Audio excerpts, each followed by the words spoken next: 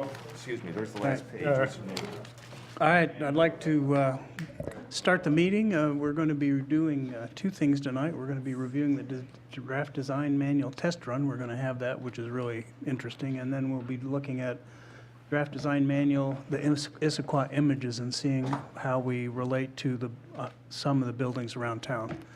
What I'd like to do is have the draft design manual test run first, and then we'll have public comment, and then we'll do the Issaquah images, and then we'll do public comment after that. So if you do wish to make public comment, I know you love to sign in, so we'll look forward to that. So let's begin. Good evening.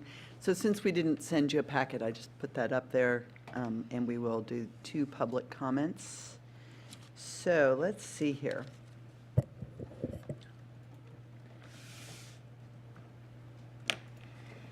Okay, so as I mentioned to some of you, Keith had a great idea, which was to delegate an assignment.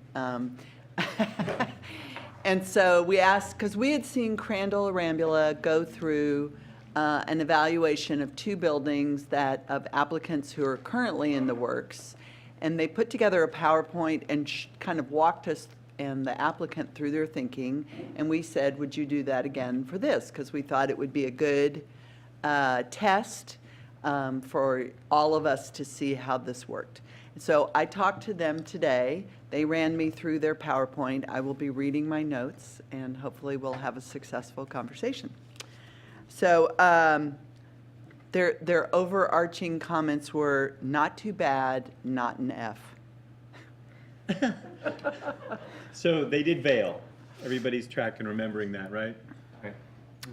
So the first thing they did was look at, use the checklist. And I think you can maybe see, I know it's a little harder on the big monitor, there are red checks in this column and this column. And what they have done is really, they focus just on the red checks. They aren't running through all the ways that they think it complies. And they started with architecture. Now, this is not in the urban core, so it is not Northwest Contemporary is not applicable or available.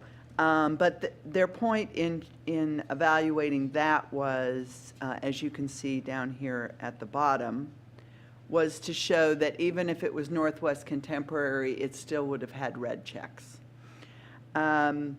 Their suggestion was that it was either designed under arts and crafts or craftsman. Lucy, can I interrupt for 1 second? Do you have a quick picture you could pull up of Vail? It shows up in here.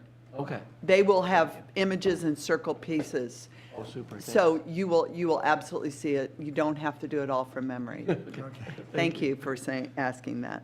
Another question, Lucy. Remind me, where's Vail Apartments at? It's Aisle. Okay, let me do this. It's at 7th and Locust, right behind the Safeway. Behind Safeway. Oh, okay. Okay. Yeah. Okay, I know. But you know what I can do?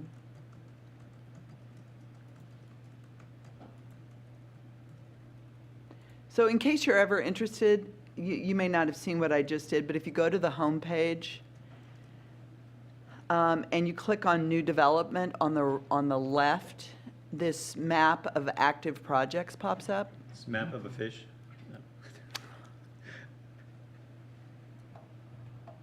And so anything that's outlined in yellow is new, and then anything that is, I think this, yeah. So then if you click on it, you get all this information about the project. So there's a quick little, so that's a location, and you also get kind of a quick image, although we'll get more images as we go through it. Does that help refresh which Yep. project? Thank you. Okay, so both architecturally and from an urban design perspective, they identified things that concerned them and in ways in which they thought it did not comply. So the first, they didn't think that arts and crafts and craftsmen would be significantly different in their evaluation, so they just picked arts and crafts and carried that one through to show the evaluation. So from a massing, you may remember it's massing, scale, materials, and colors. So they've run through those 4 categories. So relative to massing, obviously Vail has a flat roof. Arts and crafts doesn't have a flat roof. So it would have to pick some kind of pitched roof, flat or steep, depending on the style that they had selected. There were no upper level balconies, which they thought would have benefited the elevation, and the composition is symmetrical, which they also thought would have helped its appearance. So here are images showing some of the things. First is flat roof. The symmetrical composition. Arts and crafts is typically asymmetrical, and they thought that would have made this a more interesting composition. In terms of materials, they said there were too many different materials. They said typically you don't want more than 3, that some of the materials that were selected were inappropriate for an arts and crafts building. The metal and cementitious panels were not appropriate materials for arts and crafts. And one of the things about arts and crafts is that it would have sort of a heavier, weightier masonry base, which was not the design of this particular project. So again, they are looking at the different panels and identifying the cement panels in the body and the accent panels that was not the right materials. And also they found that the hardy panel, and in particular the metal panel, the hardy panel is the cementitious panel, both of them are very flat, so you don't get any shade and shadow. And that's a lot of the materials and detailing of an arts and crafts building relies on some different planes in trim and different materials to create those slight shifts which give you shade and shadow lines, which make for a more detailed and interesting elevation.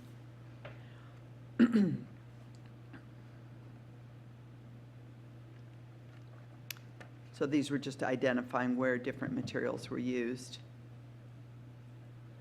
So they had a lot to say about the windows. The windows are horizontal bands on this building, whereas arts and crafts would be much more separate, kind of vertical windows. There was a lack of detail in terms of trim and lintels and other things like that. The windows were probably either fixed or casement, which means they swing out like this, not double hung, which is what you would expect with arts and crafts. And the vinyl windows, they didn't think were appropriate. And we talked about that for a while because I think we're still trying to understand when they say natural materials, do they mean literally natural materials or materials that look natural? So I think we're going to have some more conversation about that because we'd like to understand if they're using a hardy plank material that's installed to create that shade and shadow, and it appears to be board and batten or wood grain or something, is that acceptable? So we don't know that yet. But they have commented that vinyl windows, that it's not a hard and fast rule, but that a lot of vinyl windows are not very durable and permanent, and they thought it was really important that things be designed to be long-lasting and to have quality, and that was a concern when they saw vinyl windows.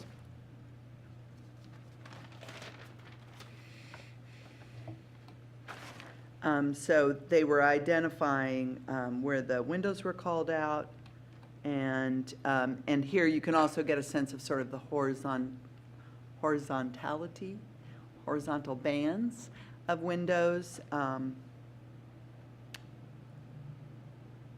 And doors, they went through 4 different materials that they were focused on: walls, doors, windows, and roof.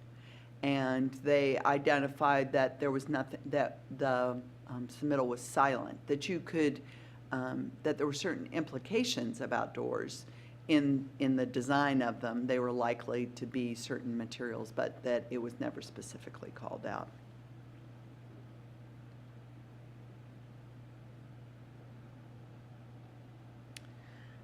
Color palette, they thought there were, again, too many colors, and that the colors that were selected were not appropriate. And this was interesting to me because one of the colors, so the white I kind of understood, it's a creamier white would have been appropriate as an earth tone, but the blue was not appropriate because it was not an earth tone found in Issaquah. And so I thought that was an interesting comment that I wouldn't have anticipated, because it's a fairly soft blue.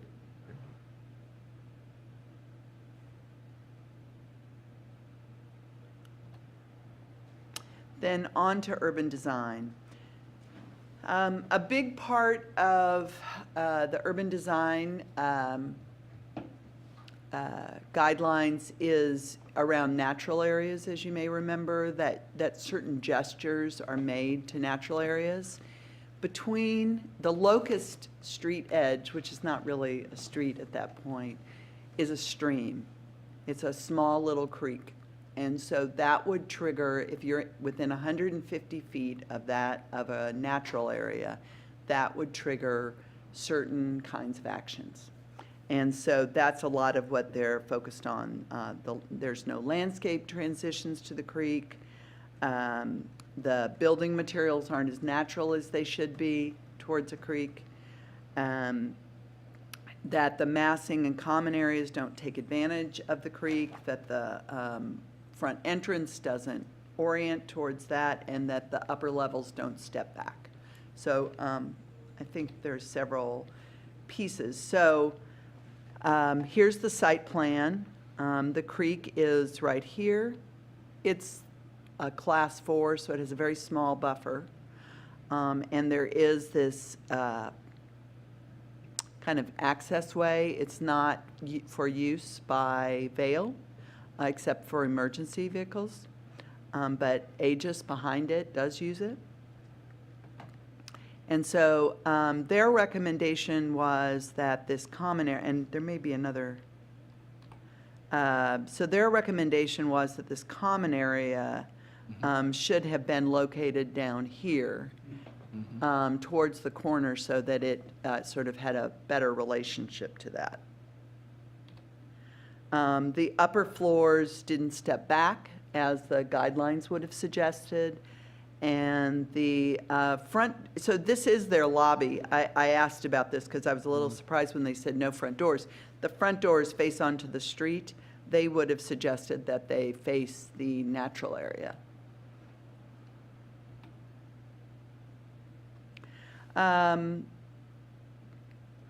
Compatibility with the area. I think this is going to be an interesting one for us to discuss, because other than Atlas, this is the second building in the area. And they thought that it could have been more sympathetic to its context. So, for instance, with the Aegis senior residences behind, they thought that it could have done a better job of picking up some of the clues from that building, which again, arts and crafts would have probably helped do some of that.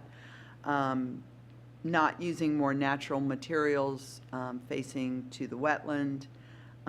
It felt somewhat divorced from all these things that are happening around it. So edges. They admitted this, the next couple of ones are picky. I'll just start off with that. The first one was that they use the word insufficient here. I think as we talked about it more, what they said was that it was unclear what the separation was, that they had provided these appropriate outdoor spaces for the units that are right next to the trail, but that it was unclear what the kind of vegetation would be. Was it evergreen? Should it maybe be evergreen and a wall to give a little greater sense or clearer sense of separation from the trail, especially since there are, fairly large windows that face from the living space into this area. It would be appropriate to have a little clearer demarcation of public and semi-public areas.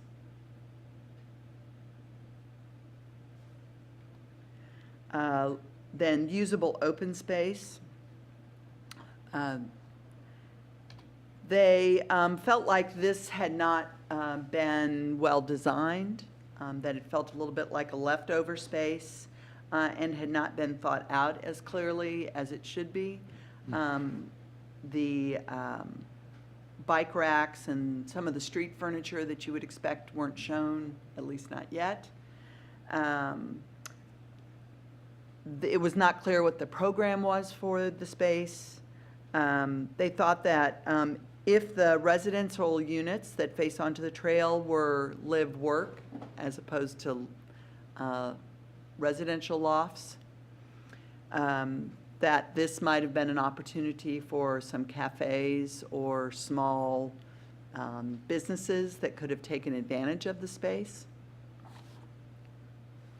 They also, and this was something I think because they were looking at the original set of plans and not the briefing response memo, we had all commented on these blank walls that we thought that they did not do a very good, that it was unnecessary. If there's residential units, why not have windows or doors or something? And so they had identified that as well.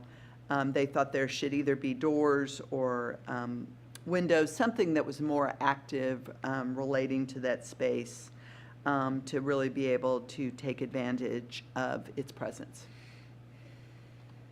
And that was it.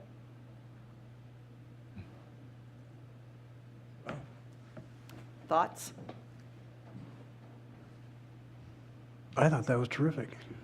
I thought it was really helpful. I thought it really focused in. I think some of the areas that they pointed out we struggled with when they were talking about the design in general, and just what came up in my going around and looking at buildings again. Some of those same kind of comments with Vail or would be the comments that I'd make on some of our existing buildings. So I thought that was really, really good for me. I don't know how everybody else is feeling.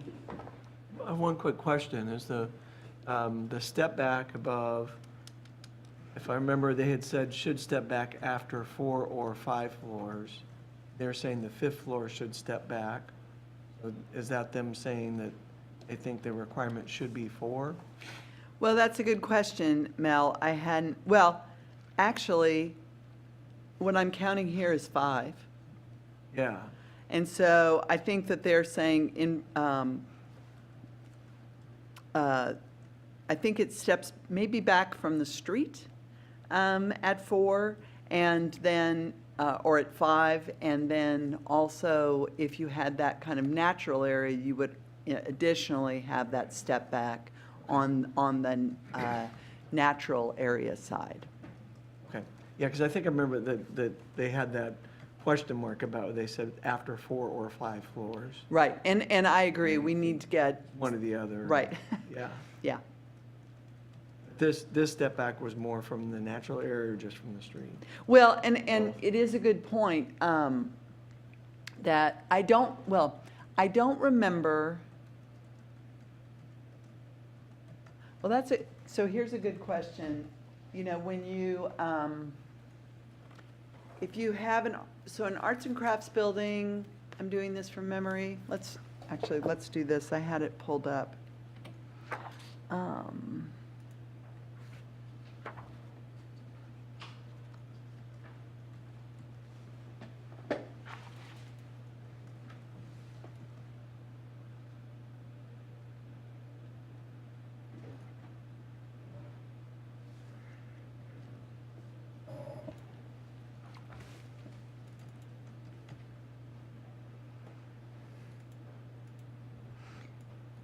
So arts and crafts is a maximum of 4 stories. So Oh. this is a 5-story building. So have they changed that? Because I'm looking at arts and crafts appropriate 2 to 5 stories. So, Maybe they've revised it since the, so if you, I'm looking at this chart that was right at the very last page, which I had done kind of going through the original draft. So some of it may have changed when you guys got your final draft. So I'm going to plead a little bit of ignorance there. But partly, if you look in this kind of upper box, you can see that to some extent it's based on use. So that a commercial building might be 2 to 3 stories, where a residential or office building could be 4 stories. So that's an interesting point that, are they recommending removing a story from Vail because it's a 5-story building? Or are we doing some other kind of treatment? Because it is an interesting question, how you, with a pitched roof building, how you do a step back. So that's a good question. I think this actually raises, I mean, we talked about it at 2 meetings back, on the challenge that if the number of stories is limited for this, the arts and crafts style, but the zoning allows for a taller building, and remember, we were forcing them into the box of the Northwest Lodge that's the only box you could go into if you were outside of the urban core. So my task on Friday is to summarize all this, and those are some of the questions that we're going to want to follow up with them to understand whether there are going to be a certain style, whether, how we're going to resolve that, because I don't think we're asking for everything to be Northwest Lodge. So that's a follow-up question. So, other comments or questions? Question. Lucy, when we say setback, when we reach 3rd floor or 4th floor, do we mean just the front or including the side, which they have circled there? Are we Well, that strict? We need to have them set back? And then also, if that's the case, how about the back side? Do they need to set back also? It's taking a lot of square footage out of a building if we do that. So, we were also working with them on vertical mixed use, and I think that they were showing it on 3 sides of the example we were seeing. On the other hand, there were streets on 3 sides. So I'm not sure whether it's the street that's generating that or the expectation that it is on all 3 or 4 sides. So that's a good follow-up question. I know that in this case, what they're circling is not, is because there is a step back or a setback because of the natural area being on that side. So that's a clarification of, is it just a street or is it all sides that set back? And then another question would be, and I would agree with what they have comments there, that there's no fronting doors. And when we reviewed it, I seem to recall that the front is kind of like in the middle next to the setback, and it's not very distinct. It's just kind of a little small door, and you walk into it, and there's a little vestibule. Well, so this actually, this isn't exactly the ground plane. It's kind of a mixture, but, so you're right, Ray, there is an entry right here, but they consider that a secondary entry. Oh, okay. The primary entry is at the corner with a lobby and sort of some public rooms and other things. And then all of these units that face the street have individual entries as well. So there are a lot of doors along the street. But the main building door for the upper floors is at the 7th and Locust corner. Yeah, and if that's the case, then maybe that area there should be some kind of a setback. And I would agree maybe the corner in that would be on the east side and then on the north side of the building.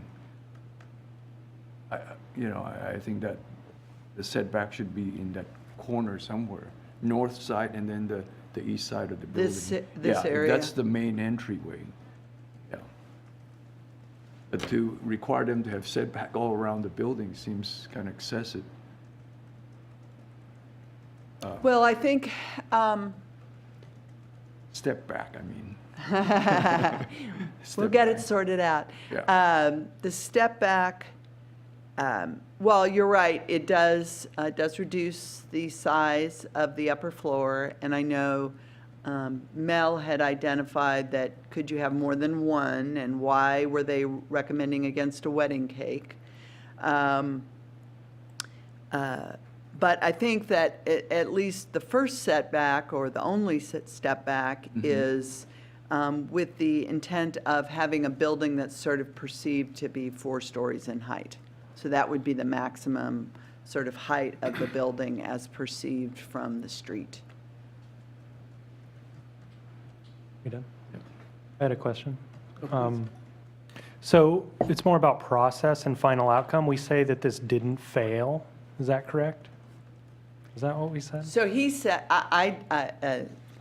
you may say we, I'm quoting Crandall Arambula. Okay. I'm not saying I disagree with them, I'm relying on their perspective. I think that they are identifying some key things that would need to be fixed to comply with the design manual, and that, so their overarching comment was not too bad, not an F. Okay. So You is can it, give it your own grade based on this evaluation. and I think that's my question in terms of process. Is there a hard and fast line? Is there a tipping point? Is it really the discretion of the commission at the point where we all agree it's a horrible building and it doesn't meet most of the criteria, but we all sit here and send it through anyways? I mean, is that a possibility? Or do you send it away with strong recommendations? Or do you just say no, rework it? So what I would say, Keith may say something different. What I would say is, if it had this many things, we probably wouldn't be sending it forward if we could help it. Right. I mean, we would want to It wouldn't have be. gotten conditions. through Right, administrative. without condition, well, some of this I wouldn't, like if the architectural style is wrong, I wouldn't want to be bringing it forward. I mean, I think we would have had a lot of conversations to say, you picked the wrong architectural style, you need to repair that. I think that sending a building forward to you, unless the applicant is insisting with the wrong architectural style, is not a good use of everyone's time. I mean, typically what we do is we want to work with an applicant to get them as close as possible so that hopefully we're recommending approval with conditions. We don't want to make them redesign the whole thing when the site development permit comes in, but we certainly would if they're being reticent. So I guess what I'm saying is, typically, we're trying to get it close and then have you guys evaluating whether we've gotten it all or there are some additional things. And so that it's not a question so much of deny, what are we going to do with this mess? Okay. Does thank that you. help? Yeah, that helps. It was more about process, and I was wondering more, is there a rigorous process? The checklist seems to be very rigorous, and is there this underlying rigorous process too? And that's really what I was looking for. And it seems like the process is similar to how we have been operating. You evaluate it, you send it forward when you feel it's ready to go, and hopefully we approve it as well. We may approve it with strong recommendations, but it goes through. Okay. So I don't think there's a metric in if you get 3 red checks or 5 red checks, it automatically gets denied, right? So there is some level of discretion of both staff and the commission at the end of the day to say, you know what, we understand why maybe they don't comply with those, or maybe with conditions they get, they're in the ballpark, Or maybe you just say, send it back. I mean, so that's your choice at the end of the day as decision makers. I think hopefully, as Lucy said, we've at least corralled them in the yard so that the number of things that you're actually working through with them is similar to what you've done, prior to this tool. This is not the only tool in the toolbox, remember? We're just adding a new tool. And part of this is, besides seeing if any of this doesn't feel like it feels good, and I think you guys have identified at least a few things that still feel a little bit maybe loose. But it's to say, does this cause you to think about this project differently than without it? And it did for me. I mean, some of the things, as you go through the checklist and say, oh yeah, what about that?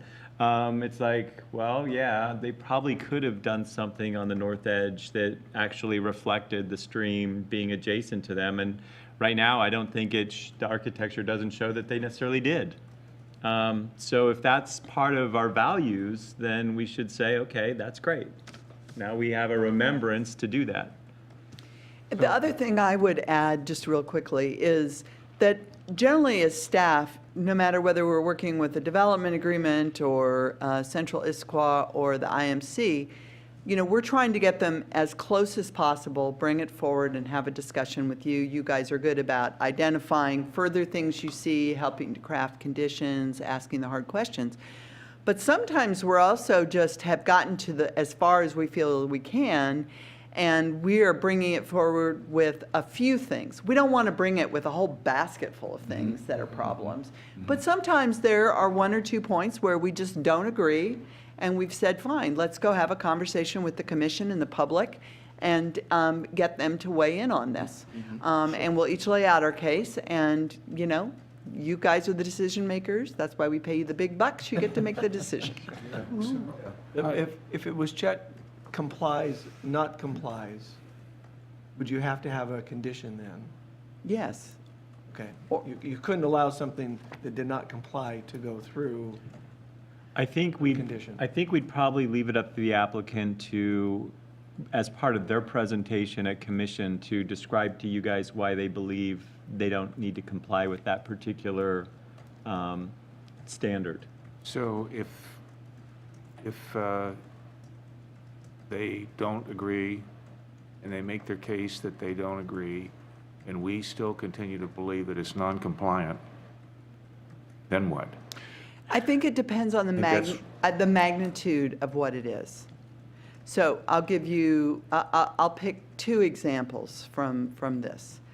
They've shown vinyl windows, and we don't think they're good vinyl windows. To me, that is not a denial kind of thing. You can condition, you may not use vinyl windows, or you have to use Wood case. 20-year vinyl windows or wood-cased windows. That, to me, does not so profoundly, it may, for the applicant, they may say, that's a cost we can't bear, we're not going to proceed, or we're going to appeal this.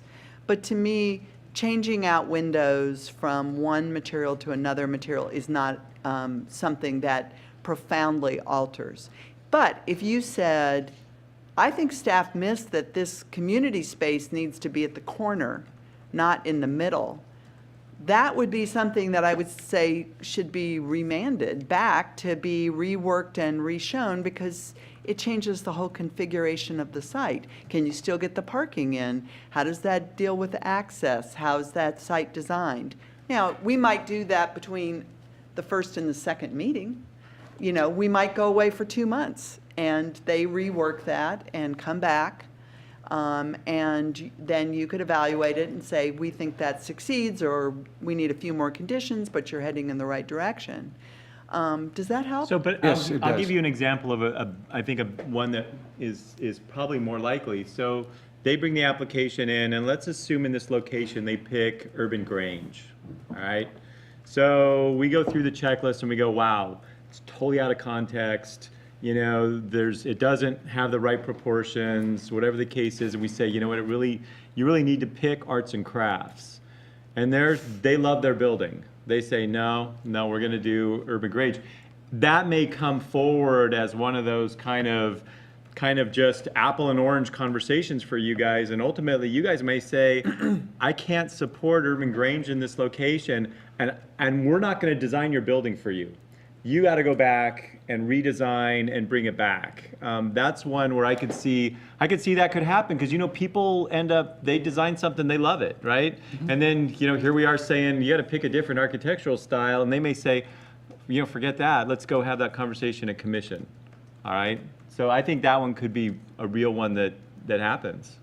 So that would be, so if they did Urban Grange and they met all the requirements for Urban Grange, would that then be the compatibility that you didn't think it was compatible with the neighborhood? That would be a tough compatibility thing to stick an Urban Grange building on 7th at Locust. I mean, Right. in my opinion, And that would be the thing we would put our, Not hang our hat compatible on with Atlas? tonight. or the Aegis. That Let it be Okay. noted. that would be an interesting conversation to have. So, not having been out of town last week, the presentation that you just made, Lucy, is a theoretical and the Vail applicant was a participant in this? They were not. Oh, okay. I thought I heard you say they were. So, I understand. Okay. Okay. I was going to ask you how they reacted. well, but I if did, they I weren't there- actually, Mike Martin is now working for Vail. And so I saw him and I said, do you want to be a part of this? And he said, maybe. And we talked about it and we thought, probably better not to do that. Just because this is a hypothetical conversation, not a, you have to go back and redesign your building. It's more of a postmortem on Vail, and what would we have done differently if we had this tool when we did this review? Right, And these guidelines were in place, which Right. Vail wasn't. right. Because the project as approved met the code. I mean, right. So they have a permit, they can Right. proceed. It's approved So, by You don't fence, get to it take is. it back. Can I, just a couple questions or observations. So one is the process, we're back to the process question. And one of the challenges that we've had is kind of level of information that we get when they come in at application. And so I think the additional rigor that this generates, I think will provide hopefully better quality and more consistent level of detail in the documentation that we get for review, because we've had from, fairly sketchy stuff to fairly detailed drawings, and we've got to kind of find that sweet spot so we're not twisting arms constantly to make changes because they've invested a ton of money in construction level drawings and we're saying they got to redesign this thing. But having enough to be able to respond to the new kind of design standards. And I think this will help on that front a lot. I think the other question is always about the timing of their engagement with the commission. And I understand that what you're just talking about. There will be instances where they're going to say, well, we're done with staff. We're going to go talk to the commission because we think we can show them how grand our building is. It's going to be a great fit. Maybe they'll succeed, maybe not. But I think the standard should be there is kind of this level of engagement that happens at the staff level, design development, before it's kicked into the commission, so that it's been the first kind of level of rigor has happened. So and so I think we need to think about that. Maybe that's just staff discretion when you choose to advance them. But I think that's important for us so that we can do a good job of applying the new standards, because if we don't have the detail, we're not going to be able to do this very well. And then the other thing about the checklist, I think that even though it's a relatively high checklist as far as the elements that we're looking at, it makes us do a kind of a systematic review of the project. And I think that, for me anyway, that will help me a lot in trying to really look at the various elements and then apply really what's been described in the design guidelines here, standards, what those features should look like or be like. The downside, and I mentioned this in 2 meetings ago, I don't want to get, I'm a little worried about getting put into a tight box, though, on some of these, where there may be some interesting design features that they want to put in a building, but it doesn't match up with the standard very well, but really the project is a nice project. And so I worry about how that will play. Maybe that'll just come from experience, but if we force them into a box, sometimes we may not get the best project out of that either. So it's kind of a give and take on that for me. Well, so I would add a couple of thoughts, because, it's the same things that we wrestle with. Traditionally, DC had a very, very, very complete set of plans before you approved it. And while that is kind of nice for DC and the public. It's pretty burdensome for applicants to go to that level without having confidence. And so what and this is still, a conversation. I think that's why I'm having this why I'm saying this is because we're trying to strike a balance between having enough information to understand what they're proposing, while also getting them what they would say their project is entitled once they have this land use permit to move forward into construction. So we want to understand it well enough that we feel confident that we know what they're doing, but have not, driven them so far down the line that they've invested a huge amount of money without any certainty.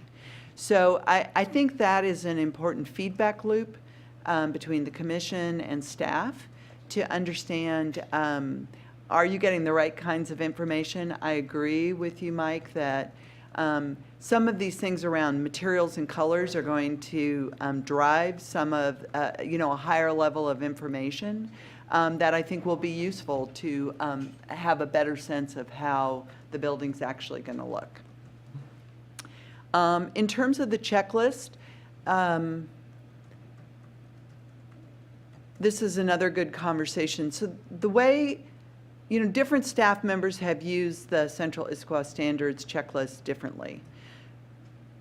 My goal with it has been to have it at a sort of moderate level, but that by using the checklist, we can cover a lot of those compliance things in there and not spend the staff report going through and saying, this is how it complies, this is how it complies, this is how it complies. But it is important to indicate in what way we perceive compliance, because what you're doing then is setting a bar as you move forward that as they were refining and developing their construction drawings, you have set the bar of how you reviewed this, why you recommended approval, so that if they decide to make what seems like a minor change to them and a significant change to us, we are able to say, see, here's the checklist. This is the way we reviewed it. This was the basis for our recommendation. No, you can't take out half the windows, or whatever that is. So it's, I'm not sure the commission really used that checklist a lot, but it was something that was helpful to staff because we could identify where there wasn't compliance or where you didn't meet the standard, and then focus on a general description of the project for each chapter, and then the basis for conditions, because that's sort of the big proof in pudding. The thing that I've liked about this process with the consultant from the beginning is that it seemed to me to be a logical next step for this whole process, where we've now had examples of the first few buildings, and we recognize the need for some more, for some adjustments. And I, at this point in the game, I almost believe that the non-compliance, if this goes through in the way it is right now, this process with the identification of specific types of architecture that are expected for an applicant in an application in this part of the city, it seems to me that, well, I recall one of the things in the very first meeting that we had is the clarity that gives to an applicant that they didn't have, or that they don't have until this thing becomes the new standard. Mm-hmm. That in and of itself, to me, says that with this new set of standards, when it comes to the Development Commission, in my opinion, the non-compliance issues are probably going to be more important in my mind than the compliance issues, because if they know it's arts and crafts or Northwest Lodge or whatever, and they from the get-go, and they decide on their style, and then they go through that process with the staff, it seems to me that it would result in the DC having to be the non-compliant issues would be probably fewer, but more important. I don't know whether they're more important. I think they are definitely where our focus would be. Now, we give the applicants a chance to look at the staff report before we issue it. They have an opportunity to give us input. We want to make sure our conditions are clear. If they disagree with them, it's good to know where we're coming into a meeting with you guys, and there's going to be 1, 2, 3 things that they disagree about, and that we've had a chance to have that conversation and then come in here and make our case. But that, you're right, that those are the main focus of the time and attention when we get here, is explaining why we are putting conditions on, or where we disagree with the applicant and we can't resolve it through a condition, having, making a case so you guys can be the arbiters. One thought about the stream, if you look at Google Earth or whatever and look at that stream, I don't even think you can see the stream. I mean, it looks like a grove of trees. You just said class 4. Does that go dry? And it's class 4 in the summer? I think it could be an intermittent stream. I don't know that this one is. It may Yeah. very well be. I just don't know that much about it. So maybe this is more just theoretical, but I guess the question about changing the whole building to have it focus on that open area or that natural area, that doesn't seem like that much of a natural area. Well, that is, so I think, Mel, that is a super important point. And that was one of our questions among ourselves and back to Crandall Arambula is, yes, we think that, this is just, natural areas are significant community value. Is every natural area of that value, or are there certain, like class 1 and class 2 streams, or certain levels of wetlands, or certain kinds of protected areas, like our Pickering ponds? Those are stormwater ponds. Should those be treated as natural areas? Should certain kinds of slopes with or without trees, and so, I mean, I think that's an important thing for the commission to give us feedback on, because that, I mean, a huge amount of the city becomes subject to the natural area regulations if it's everything. So, And that's okay, but we want to be intentional about it, if that's the expectation. Gateway, I'm sorry. No, go Commissioner. ahead. Gateway on the eastern edge, basically behind the Sammamish Club. Yep. There is now as I recall, it's been a while, a class 4 stream. It is supposedly a class 4 stream. Well, And Gateway is actually all three sides, except for the Newport side, is a wetland. So along I-90, along yeah. And then up by the Sammamish Club, senior, this space. and then the this stream. between Yep. them and the senior place.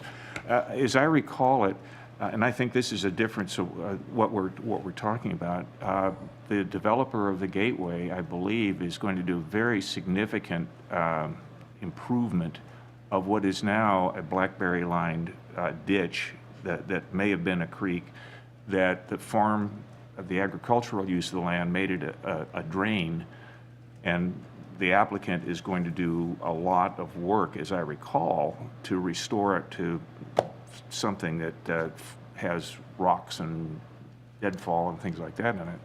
And that, to me, is a question, that the applicant's doing it there on a class 4 stream.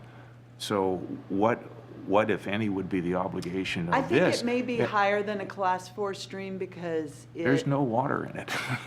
I know, but I it look at has it every fish day. in it. Well, I defer. Yeah. I don't know that for sure, but the point is. Yes. It's a problematic stream. Both are problematic streams, and one that the applicants got a significant part of the plan to, quote, restore it. And in this one, it's not not the applicant's property, but if it's, a ditch, where do you draw the line? Yeah. So can I, instead of debating the status of the stream in the city, I think the point, though, that we're talking about is the relationship between this project and its design and what's going on around it, really. Is it a natural area that's around it, whether it's a designated natural area or not? It might be something else. I mean, that's worth recognizing as part of the project. Or you could even have a plaza and a building that's across the street and say, well, if we do something interesting on this side of the street, now we've got a nice gateway plaza entrance. So there's a lot of relationship questions that you think about, and how it's designated. Obviously, if it's designated in a city plan as a natural area or critical area, that's dealt with under critical areas code and how it gets addressed. But how the building interrelates with that, I think, is and what it is, whether it's man-made or otherwise, is the conversation that the staff needs to have with the design team, and then eventually would come to us, and we would think about that. And I think that context question is an important one as we're dealing with this. And the other part of that context question is it what is there now, or is it what is going to be anticipated to be there into the future? That sometimes is a interesting debate, depending upon what the long-range kind of picture looks like as far as the redevelopment and potential redevelopment of neighboring properties might be too. So there's some discretion or judgment, I think, that needs to be applied there. But the idea here is, what's the relationship between the building and what's going on around it? And in this case, with this size, it would seem to me that maybe the architect is just seeing a stream on a plan. But when you actually look at it, thinking, well, would you say, okay, we need to orient this building towards that under this new natural area code, seems overreaching. Because it doesn't seem like that much. And I don't know if it's orient, and I haven't looked at the words lately, so I'm doing this from distant memory. It's recognize, right? I think the issue is that, and part of, I think, the approach that our consultant took is, if you leave it up to the architects, and this isn't, I'm not slamming anybody in the room, if you leave it up to the architects, they build what they want to do there regardless of what's around it, usually. And I think all they're saying is take context into consideration. And if there's an open space, or as Mike pointed out, maybe it's a public space, the building should somehow reflect that. It doesn't have to, I don't think they're saying it has to completely kind of say that that's the jewel of that piece of property, but you shouldn't, that building veils, and this I think is a criticism, I don't think you would know from that north elevation that there's anything of particular on that side. Because the building architecture just wraps around, and and was the comment that Ray made earlier, and if the doors are truly there, I don't know that elevation, if you were walking down the sidewalk, how do you know where the front doors are? It just all kind of blends. So there's pieces, I think, that this is asking us to think about. Context is one, and the degree of orientation, Mel, I think there's some latitude there. And maybe it should somehow be based on what that is, right? If it's Issaquah Creek, maybe that's a very different approach than whatever the name of this stream is, the Safeway backdoor stream. Locust Ditch. Yeah. Aren't we poetic tonight? I agree with you, Keith. I think the applicant or somewhere in the document needs to say that they need to recognize that there's an asset here that they need to address. However way you want to address it, maybe you want to have visual approach to it, or physical approach, or maybe a plaza, but you recognize that there is an asset here that you should do something about it and not just ignore it. And I'm sure the applicant, a lot of them that I've seen, they will come back and they will say, we recognize that there's a stream, and then here's how we propose to address it. And if we put enough language in the standard that says, recognize it, what are you going to do about it? Are you just going to ignore it? You can't do that. So what are you doing about it? So something like that, I think, and then it's up to the commission and maybe the staff in the first trial, go through it, see that approach that they put in there. Is that fits into our needs? And if the applicant says, yeah, I think that fits, and the staff says, no, it doesn't, so it comes to the commission, and we have lots of brain, and we're being paid these big bucks to make that decision. And we may not all agree to what they're proposing, and maybe we can go through a vote 4 says yes and 3 says no, and then we can proceed from there. Well, and I think that the point that you're also bringing up, that's a really interesting one, is our streams and critical areas are rated. So there are different levels, and so maybe the extent of response is based on the rating system. That the level of response, so you can see on the slide that the creek on the north side is different than, you know, the Issaquah Creek, and therefore the kind of response that you would make to one is of a different magnitude than the kind of response you would make to another. Lucy, are those standards national? Are those national, the ratings? No, but Are they state?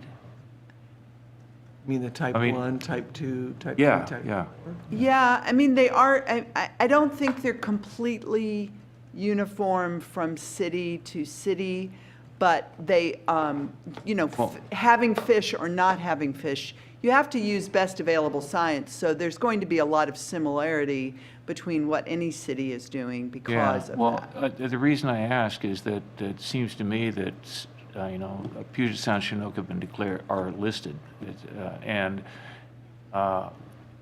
So that's federal, and it's very clear about anything that has to do with an endangered species, especially you know, an andromedous species that migrates and with the emphasis on restoring habitat.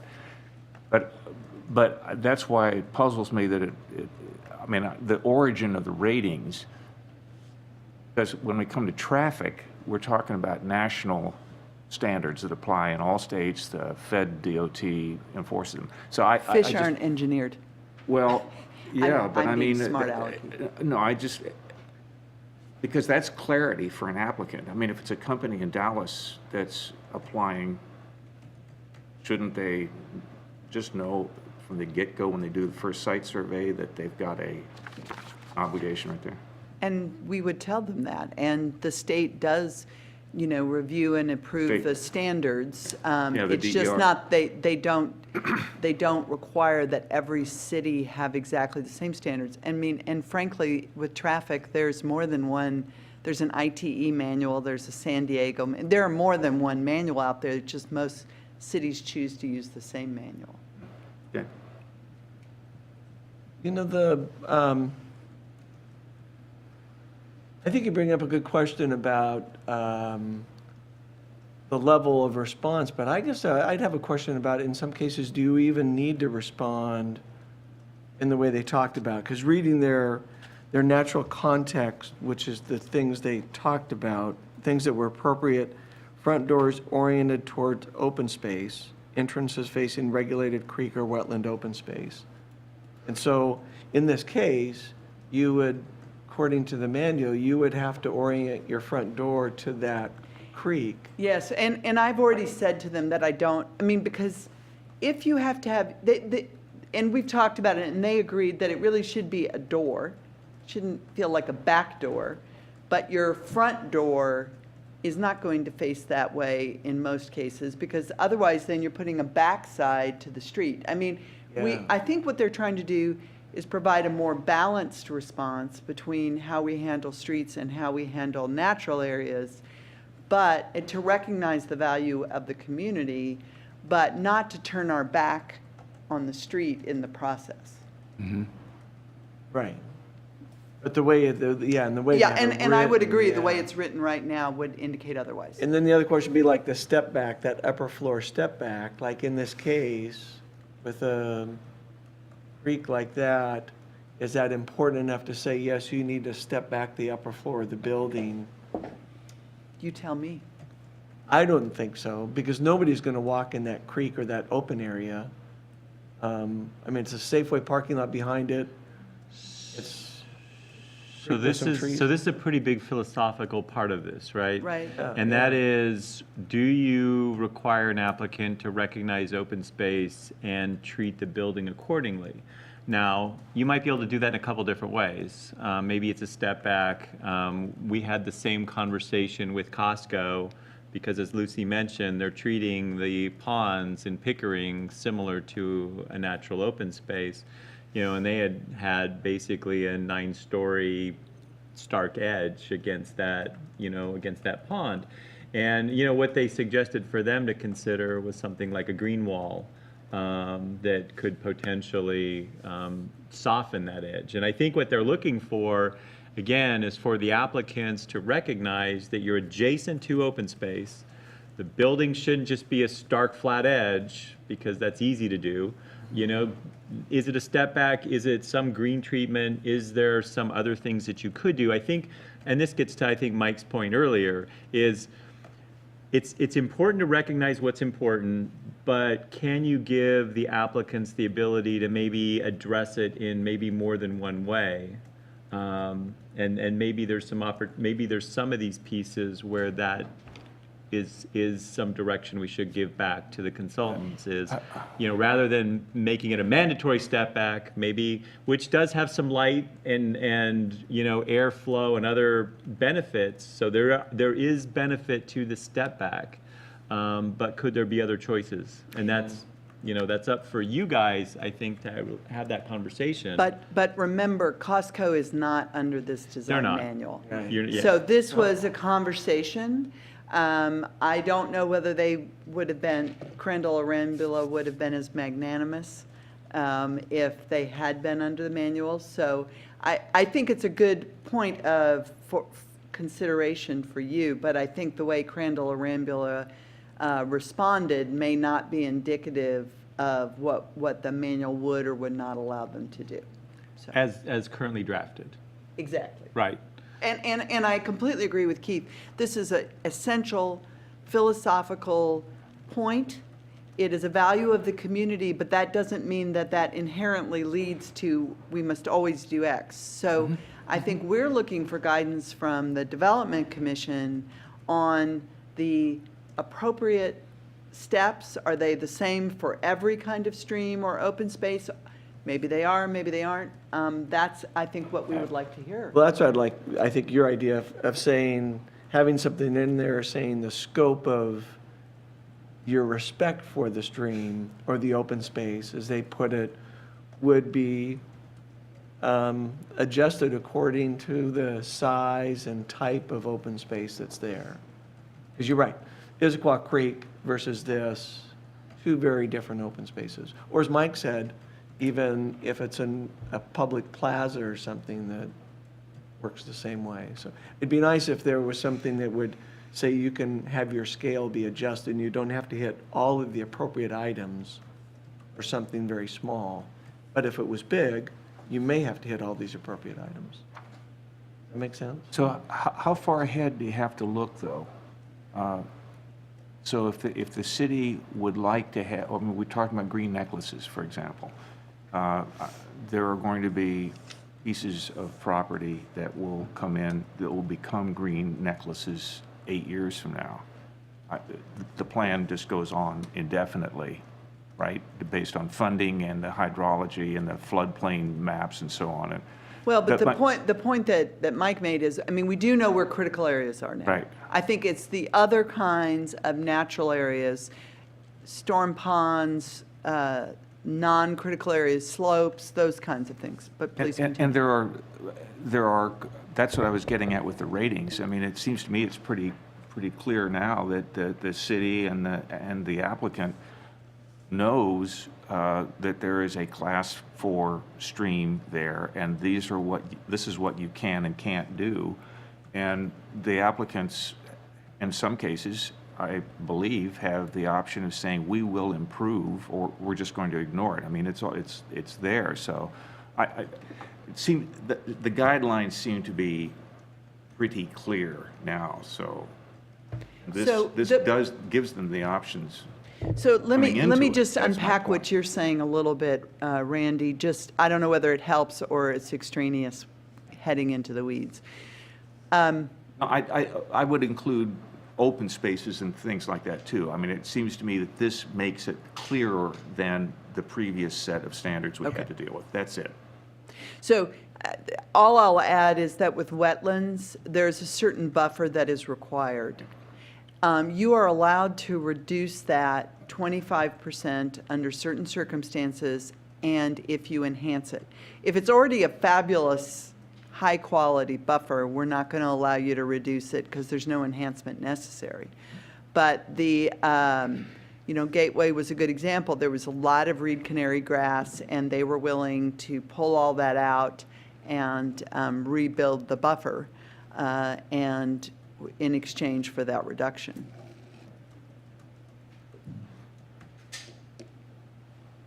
Another thought I had on this, it's a good example of saying, here's a building that's really not arts and crafts at all. Put a sloped roof, change the windows, make it asymmetrical, add balconies. A lot of stuff you have to really change about this. And I guess that two things. One, it would be interesting to see, okay, if you went in and quickly redesigned the building, what might it look like? But the other question of, do we want to have just these four styles, arts and crafts and Grange and Lodge? We'd be saying that a building like this really can't go into downtown Issaquah. And it makes me question, are the guidelines too strict? So in this, just to put a finer point on what you just said, Mel, this building couldn't go into central Issaquah outside the core.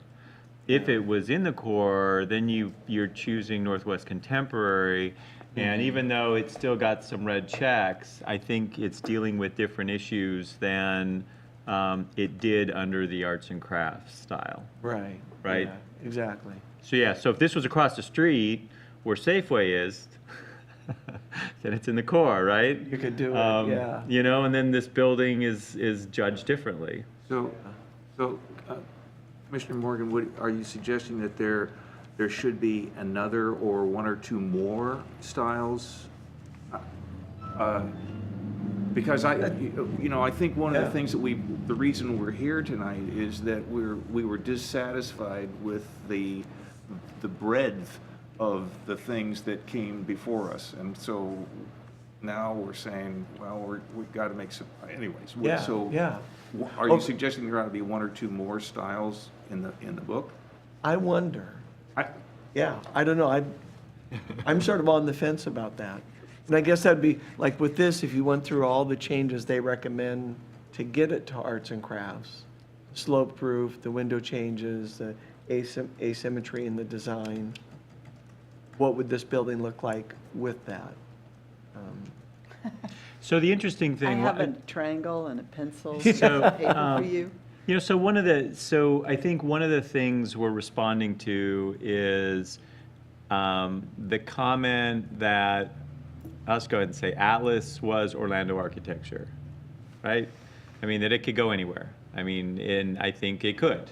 It could plop down in Phoenix, in Orlando, in Dallas. That building could be anywhere. And I think part of how the pendulum swung back was, we want buildings that are more Issaquah like. And, and our architect from Portland tried to figure out what that was. And, as you guys talked about tradition and heavier styles and earth tones, this is the palette they came up with. And I think the question is, and the one that's, the urban Grange is the one that's a little bit on the edge to allow something a bit different. But, I guess, it's a great conversation point. And, part of it, and I want y'all to remember this, that we're not going to get this right to start with. We're gonna get a tool that we don't have now, and then as we go through projects, and this is why I think this was super, super beneficial, because not only was Vail something that you guys had seen, but it also was next to a critical area, so it gave us that opportunity to really unpack that conversation about, what does that really want to look like. But as we go through this and we start to struggle with maybe some projects we like that don't fit, it's going to inform us that maybe we do need another style. And I'm not trying to defer that conversation, because if you guys want to find, and maybe when we go through the photos, you guys will say, hey, here's a block of photos that we really like. that maybe don't fit into any of those Issaquah styles. So Crandall or Ambula, pick us a sixth style. I mean, based on these photos, and that may be a great outcome. Don't know, because we haven't done that yet. So, I've been, you know, it's an interesting question. I know that, you know, we've all kind of fallen in love, at least staff has, with Connie's sheep herding and pint drinking comment. And there is a certain level of historicism in the styles that were selected, which was part of why we were looking at Issaquah buildings to see if there were modern examples that, and frankly, I'm looking elsewhere. I've got Whistler photos. I was up on Orcas this weekend. I've been kind of looking at non-single story, non-residential buildings. But, you know, trying to think about historical examples that are maybe more modern, I will tell you that you as a crew reject a lot of those pictures. And that isn't a criticism, it's just an observation. That there's a kind of early modernism that's from sort of the 1920s that, you know, Kevin will like and I will like, but you guys don't like. And so it may, and all I'm saying is I think it's going to be hard if you are not picking it, and I think it's the right thing to do. So I'm not saying that I think this is a mistake. Northwest Contemporary is going to be the thing that is most like what architects are doing now. And so if you want two distinct areas, not allowing Northwest Contemporary in the traditional Issaquah, or whatever we're calling it, area makes sense. But if you are trying to find other styles that have a certain historical character and yet are not quite so historic, are more 20th century than maybe late 18th or very early 20th century, I don't think you guys are going to like them. I mean, we could certainly look at pictures, and I'm happy to do that, but a lot of the things that I like, and you guys are very adamant about, would be those kinds of early European modernism. The one exception I've seen is that you kind of are attracted to some of the sort of industrial style buildings. But that sort of more stripped facade, more punched windows, not a lot of trim, that's where you guys say that just looks brutal to me, you know, and I mean that in a kind of architectural style method sense. So just something to think So about. so this, we could debate this probably for a long time, and I think this is actually a really important kind of point to try to get some clarity around.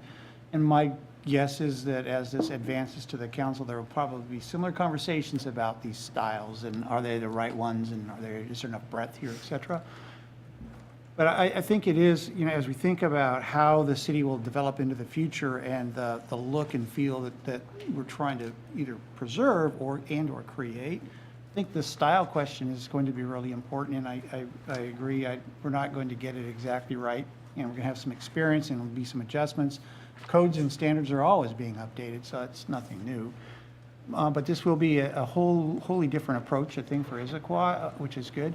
But this, I think, rambling on here a little bit, but look, as we move ahead to the images and the pieces, that actually will generate a little bit more kind of feedback, I guess, from the commission's points of view, because they're not going to be the same, I think, on all those buildings, of what we like and kind of where we would like to see it happening. And maybe there's a hybrid that comes out of it, I don't know, between the Northwest Contemporary and something that's a little bit more on the traditional, or maybe we just stick with where we are. I don't know what the end will be, but that might help us a little bit as we look at some of those images that you sent out to us earlier. Sure, and we could do that, and then we can circle back to this too. I think for the Are- sake of time, that probably makes good sense. Okay, so, Did you want to allow public? Well, oh, yeah. I wasn't going to launch into the looking at photos until we had a chance for the public to be willing to provide some input if they so choose. That'd be you. Please sign in. Please sign up.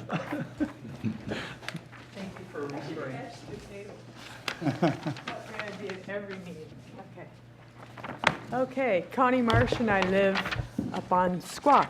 So, some of the things that are missing from how things usually come through for you is the staff usually has a position.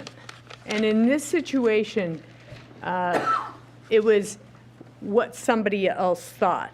And so when staff has put in the work at reviewing the whatever it is, and they think they're going the right direction, the conversation is not as gentle and easy to get things changed as it was tonight, because they think they're doing good. And you can understand, you don't want to go backwards, it's painful to go backwards. And then to try to identify what exactly it is from you all and get it on paper, it all hurts. And so that's missing. And so what I'm going to do is I'm going to sort of add that in from my own experience, and you can throw things at me if you like. Sure, go ahead. I get to throw back, though. So, of course, we don't have it up anymore. So I'm going to be doing it from memory. Hold on, here it Okay. comes, here it comes. My memory of that thing was that the person on staff who was presenting it said, well, there's this little stream thing, but it's offsite and there's a road in between. So the critical area code basically says, you know, there is no buffer because there's a road there, and so it's offsite and we don't really have to address it. And so there you go. Now we have this new overlay, and the staff person says the exact same thing. Well, there's this road in between, and our critical area code says that because when there's a road in between a stream, that it is no longer a buffer, it's off property, so we just don't think that they should be orienting anything toward that stream. And then you all get to say, well, we don't think that's true. We think that even if it is there, not on their property, that this is the Issaquah way and it should be oriented there. And the staff person stands here and says, the code doesn't really support orienting things toward totally off-site small critical areas. And how do you fight that? And that is a realistic scenario. So now let me tell you a little bit more about this particular critical area, which is point number 2. If you are supposed to be identifying the context now of a development, staff is going to have to provide you with the complete context. And in this situation, that stream runs year-round. It follows a public pathway that is signed and mapped with the city as one of our main walking corridors. And I sent Lucy a picture of this walking corridor, which is actually connected as a pedestrian pathway to the library distribution center and going on through to the Safeway shopping center. So this is actually a major pedestrian corridor for the central Issaquah area that people use all the time. And so all of that was left out of the context.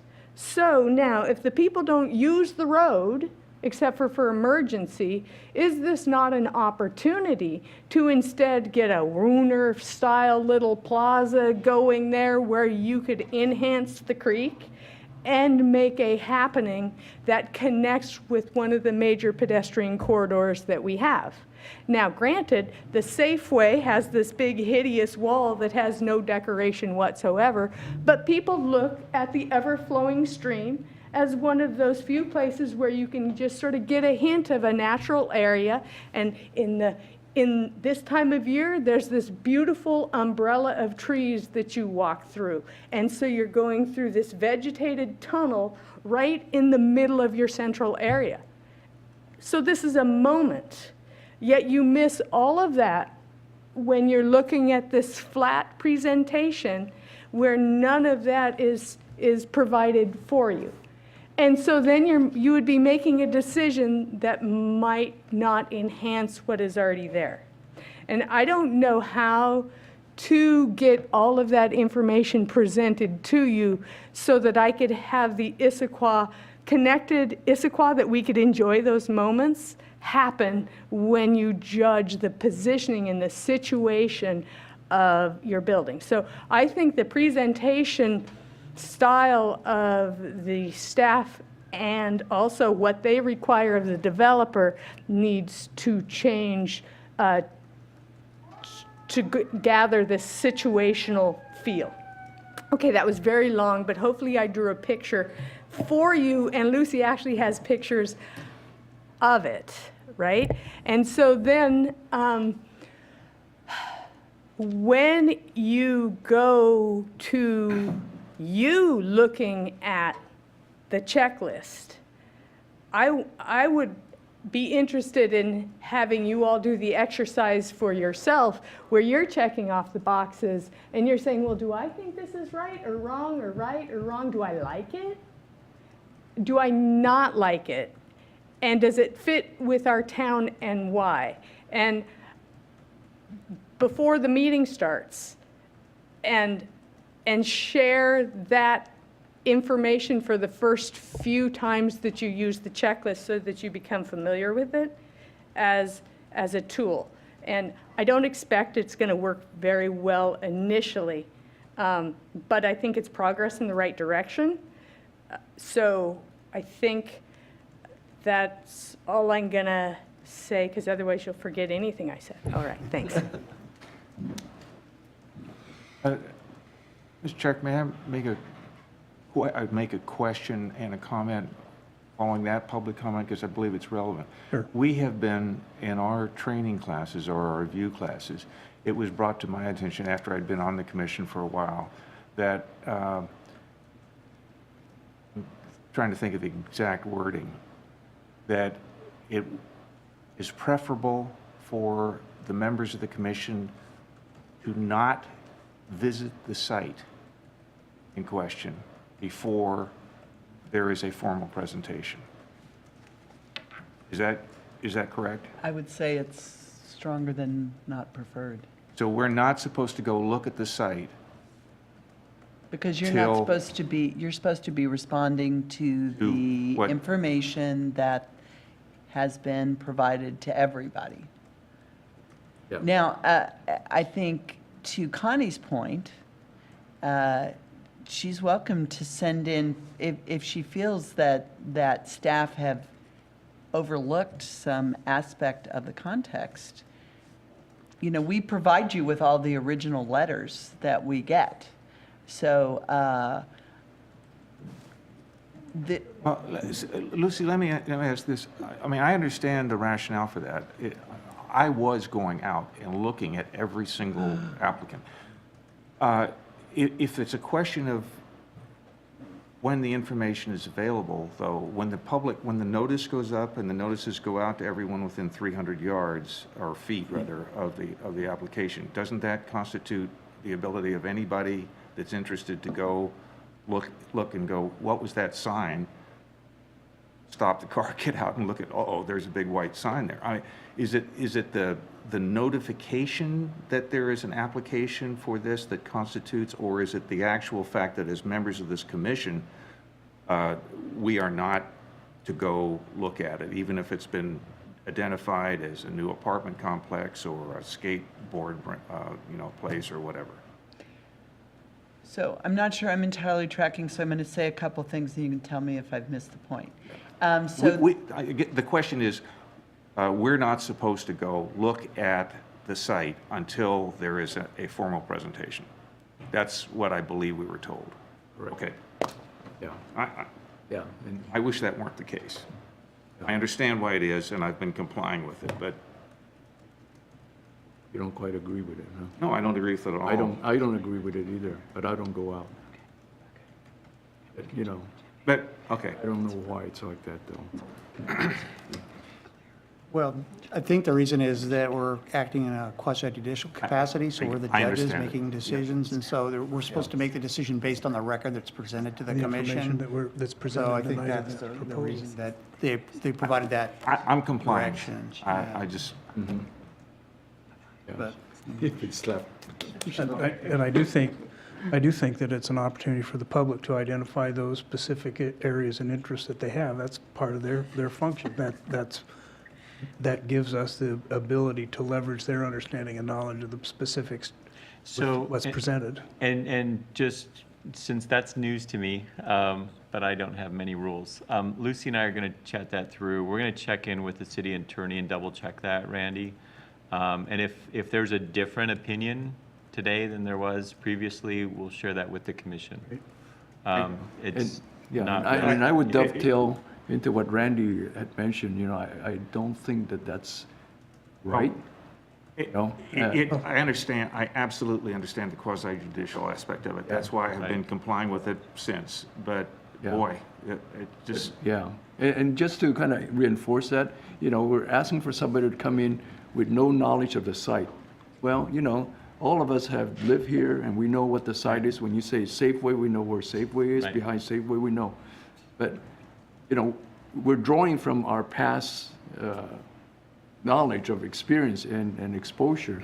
And to, like Randy says, you know, you have a sign out there that says, we're going to build XYZ development here. You know, why, it's all public knowledge. Why can't the public go out? We will definitely follow up and check on that, because I think it's a serious point. And I know there's a distinction between, you know, that commissioners are not supposed to do research on a project. So, you know, wanting to know background on developers and going to that extent, you know, that's definitely not kind of part of the protocol, but getting familiar with the property and knowing how the site slopes, knowing its relationship to surrounding streets and developments. well, compatibility is now a new thing for us. It's a lens, Or will be, right? rather. you know. Absolutely. So we will double check and get back to you guys, because it's a great question. Thank you.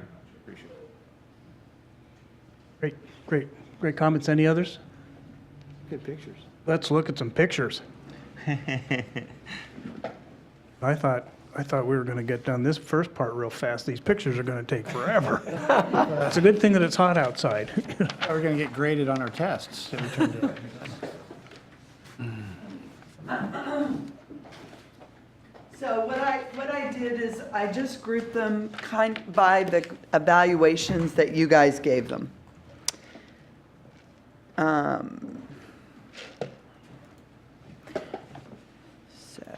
Okay.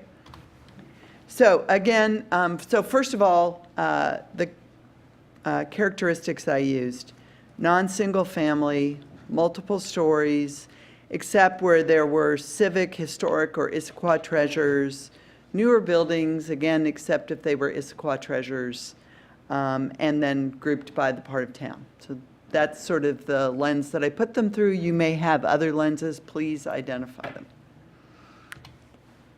So I think there were 6 of you who filled this out, and most of them got evaluated by everyone. As it got further down the list, they got fewer and fewer. So there are 2 columns here. One is if you like them on a scale of 1 to 5, where 1 is high, but then also if they represent Issaquah. And that, we got a lot fewer comments on that. So that's why I provided this again, so that as we're talking through, if you want to fill this out, that would be a useful tool for us. Because you could like some, I mean, I know there are some of you who said, I like this building, it is not Issaquah. So I think those are 2 completely possible scenarios. So anyway, these all got the highest score, the barn and the library, and 4 out of 4 of you who did that rating. So there were 6 people who did one part of it and 4 people who did another. That's part of why I'm giving this to you again, in case you want to provide that information. So then from 1 it dropped down to 1.5, and those two buildings that got that score were the train depot and Bohm's. And again, universally seen as representative of the city.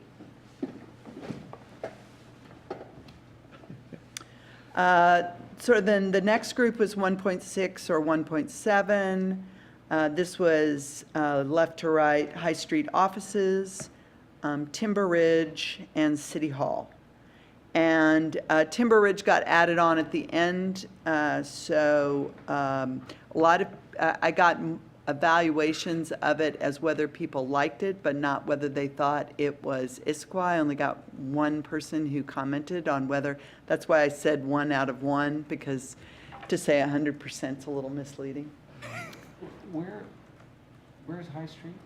So High Street is at Issaquah Highlands. It's kind of near the cinema. Up above the YWCA. Yep. Timber Ridge is at Tallis, and obviously City Hall. Thank you for that reminder, Randy. I'll try and identify where some of these are. And feel free to just start talking about anything you want to talk about. I'm just kind of rolling along. Then there was a big group of ones that got 1.8. Many of them were downtown, Village Theater, Stands, Shell Station. Then there were a bunch of them from Issaquah Highlands, which included Swedish Hospital, the fire station, Star Point, which is up at 25th and Park. It's almost to the Village Green, and same with Blakely Hall, which is at the Village Green, that sort of oval at the end. So these were generally most people thought they represented Issaquah, but you can see that some, like the courthouse and Star Point, for instance, did not get everyone agreeing. And by the way, I really appreciated the written comments that you guys put in. I did not have time to accumulate those. I was working till about 6:40 tonight to get this together. But I think those are really useful. I mean, I found a lot of you had, the courthouse was not universally liked, and a lot of you had very thoughtful evaluations of it, and I think that was really helpful. And I will pass those along to Crandall Arambula and sort of assemble them for our use too, because I thought that was really useful. So I appreciate you taking the time. Then the next group was sort of 2.0 to 2.3. That was John L. Scott, which is kind of near the transit center in Rowley property, YWCA Family Village at Issaquah Highlands near the transit center, Costco Building 3, the Hatchery, the Mercantile Building, Fire Station 72, which is by the transit center, King County Administrative Building, which is almost the hardest thing to photograph ever, and Brownstone's Brooklyn Walk.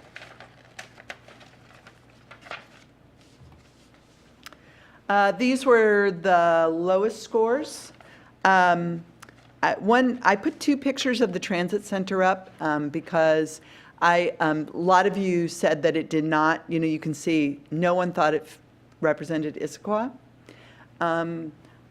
And I can understand that about the west side, which where it loads. The green wall on the other side, on the east wall, I always kind of liked. That was hard for me too. I didn't like the blank side, but the green wall started having a certain appeal. So anyway, I just put 2 pictures up because I thought it might be worth talking about which side we're thinking about when we're thinking about, not liking a building. Well, and to me, the question, it's good for a transit building, but I don't really like parking garages. Because a parking garage is great. Right. So that's what I was thinking about the answer to this question. You like the building or not? Right, right. Yeah. So I would have liked it better if it was underground. But either side, when you're thinking about in the central Issaquah area, if we're doing like a public parking garage, for example, or even a garage related to a building, although I think that would be discouraged, related to private building, we'd be pushing it underground. But from a fit standpoint, from an architectural and fit for an urban core, I'm missing it for both. And I think in my comments I mentioned, if you look at the Highland Park and Ride, that has a much more kind of interesting urban feeling, and you've got similar kind of a situation. You've got two very different elevations on that building if you look on the west side versus the east side, but they're both different and interesting, and I think they would actually fit. So if you're thinking about a garage and trying how to. So that was one of the buildings I added. I have a slide of some ones that came up through your comments. There are only about 4 buildings that got added. But I thought that was a really, and I don't know why I put one in and not the other, but, you know, who knows? Highmark was another one that got so-so rating. I was not surprised by 710 Fifth Avenue. Someone said it looked like cargo texture. I would agree. I think it's kind of fun, but that doesn't make it Issaquah again. I would also point out, it's the same architects that designed the subject of tonight's meeting. Just saying. I'm just saying. Didn't know that.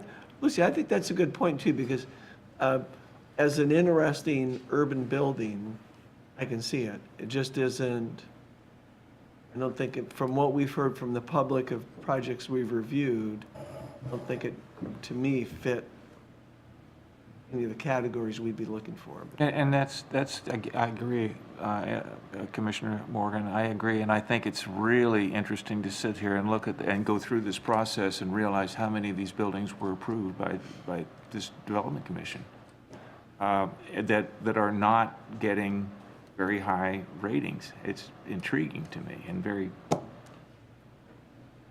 intriguing. Discovery Heights, there's 3 different phases, and I didn't really, I didn't have a good picture of them. I went out with staff today and we took a lot of these pictures, so they're kind of quick and dirty pictures, not necessarily ones we would use if we were putting something in the manual. There are several phases of Discovery Heights. The left and center picture are the early phase, are the later phases. But the one on the right has a little more of, it used I don't know whether I would say arts and crafts, but you know, it had some pitched roofs, it had brackets, it had more of the vocabulary. So I didn't know whether as a taller building, I'm not saying that it would meet our parameters, but I thought I didn't know which building of all the, because I listed more than one address, so I was curious if commissioners had made any distinction between the various buildings. I know with me, it was the building on the left, and that, I like the balconies, but that's what I would think, and when you talk about brutal architecture, those sections that stick out with those, to me, are too overpowering. Mm-hmm. It also, I mean, when I look at these, it reminds me of what I think a lot of people feel, and I do too, that there are actually 2 Issaquahs. I mean, that was the whole idea of the urban village that is not Old Town, it's not in the valley, it's a whole new way of accommodating the agreement of 1 acre developed with 4 acres or 3 acres that go to public land. So does it represent Issaquah? Well, which Issaquah are we talking about? Are we talking about the one that's in the famous or infamous Sunset Magazine article? The people they talked to, I believe, were residents of the Highlands, and their Issaquah is not the same as people who are complaining about publicly and coming here in the meeting about an application in the architecture in particular. So it almost depends on which Issaquah are we talking about when we say does it represent Issaquah? Well, so we're in a little bit of a conundrum, and it is. and That's what I'm and so I'm just going to, I may have, or some of the other commissioners may have already heard this. you know, what we were trying to do was, we definitely want distinct neighborhoods. We're not trying to build Issaquah Highlands on the valley floor or the valley floor on Issaquah Highlands. So we want to maintain that distinction. At the same time, you know, understandably, Crandall Rambula is a Portland firm, so they're going to have a lot of Portland examples. And we were hoping, you know, as a staff person, you know, we write design guidelines and then applicants have to come in and use them. And we're picking pictures often of things that we know, using pictures that we've often taken. So when we look at those pictures, we see 100 times more stuff than that little tiny picture represents. I'm looking at Crandall Rambula's pictures, and I'm like in the position that the applicant's in, and I'm thinking, I don't like that very much. I mean, that picture doesn't tell me very much. And so, you know, we were talking to Donna Rambula, and he said, yes, you know, we would like to have more pictures of Issaquah in there, because things that the community supports. So I don't put this in here because I think that Central Issaquah should look like Issaquah Highlands, but there may be some buildings, as we're seeing, that we think are close enough models with certain maybe caveats that would help communicate to the commission, to staff, and to applicants and the public what we're trying to do. So that's why there's some pictures here. So I have a commentary about this page in general, and I think it sums up for me what I struggle with most is the term Northwest Contemporary. I think the problem with that is that's not actually a style. Northwest Contemporary breeds everything on that page, and they're all different. You know, I heard that term when I moved up here 25 years ago, and I've been trying to figure out what Northwest Contemporary is, and I still have no idea. But I could also argue the flip side of that is the downtown library to me is truly Northwest Contemporary. If we want to get down to something that's beautiful, and you could put that moniker on it. So And it was designed by an architect from Philadelphia. yeah, it's true. Sorry. And so, well, I think they did their homework, is what they did, and context therefore becomes so important. And I don't think any of these buildings have context, and I worry about Northwest Contemporary, I think, moreover, is my biggest concern in all of this, because it's not a style. All these other ones are actually styles. And there's no box around Northwest Contemporary. It's anything goes. It's like put a slanty roof on it, put an angled beam on it. I don't know. That's my commentary, and I think we're all fairly adverse to those buildings. And I think we'll see more of that with that style being out there.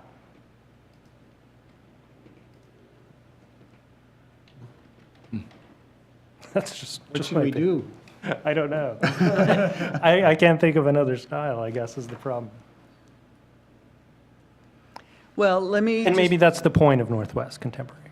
I mean, I'm willing to look at it from that angle, that it is open-ended. It's just be contextual, make an effort, make a nice building here.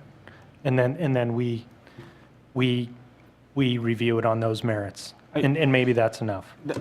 Let me ask a question to that, because that, to me, that goes to the core of what the commission has been asking since I've been on it. Can you do anything with this that says Northwest and/or Issaquah, as opposed to something, as we mentioned earlier, that is absolutely indistinguishable from anything in Phoenix or Philadelphia or whatever? I mean, that is an issue. So if they come in with something that is compatible with these guidelines, and it has a quote Northwest component in the design, Right. is that not what we're trying to do? We're trying to give the applicant the idea that that's what we want to see. I would agree. And then I go back to these images, and there's no Northwest in those images except the bottom right image, the lower pedestrian-oriented building on the lower right. That probably it supports that building. It's probably the workout facilities or the pool or Pool. something like that. So, Did you have Timber Ridge, was that on an earlier page? I guess that would be a question. To me, I think that may be a good example of Northwest Contemporary for a taller building, for a larger building. Maybe that becomes lodge style or something, but this is something where I could see this building and. I would agree. I think that's a nice building. I think it's, when I look at it, I see lodge, but I agree, it also has northwest leanings, right? Certainly does.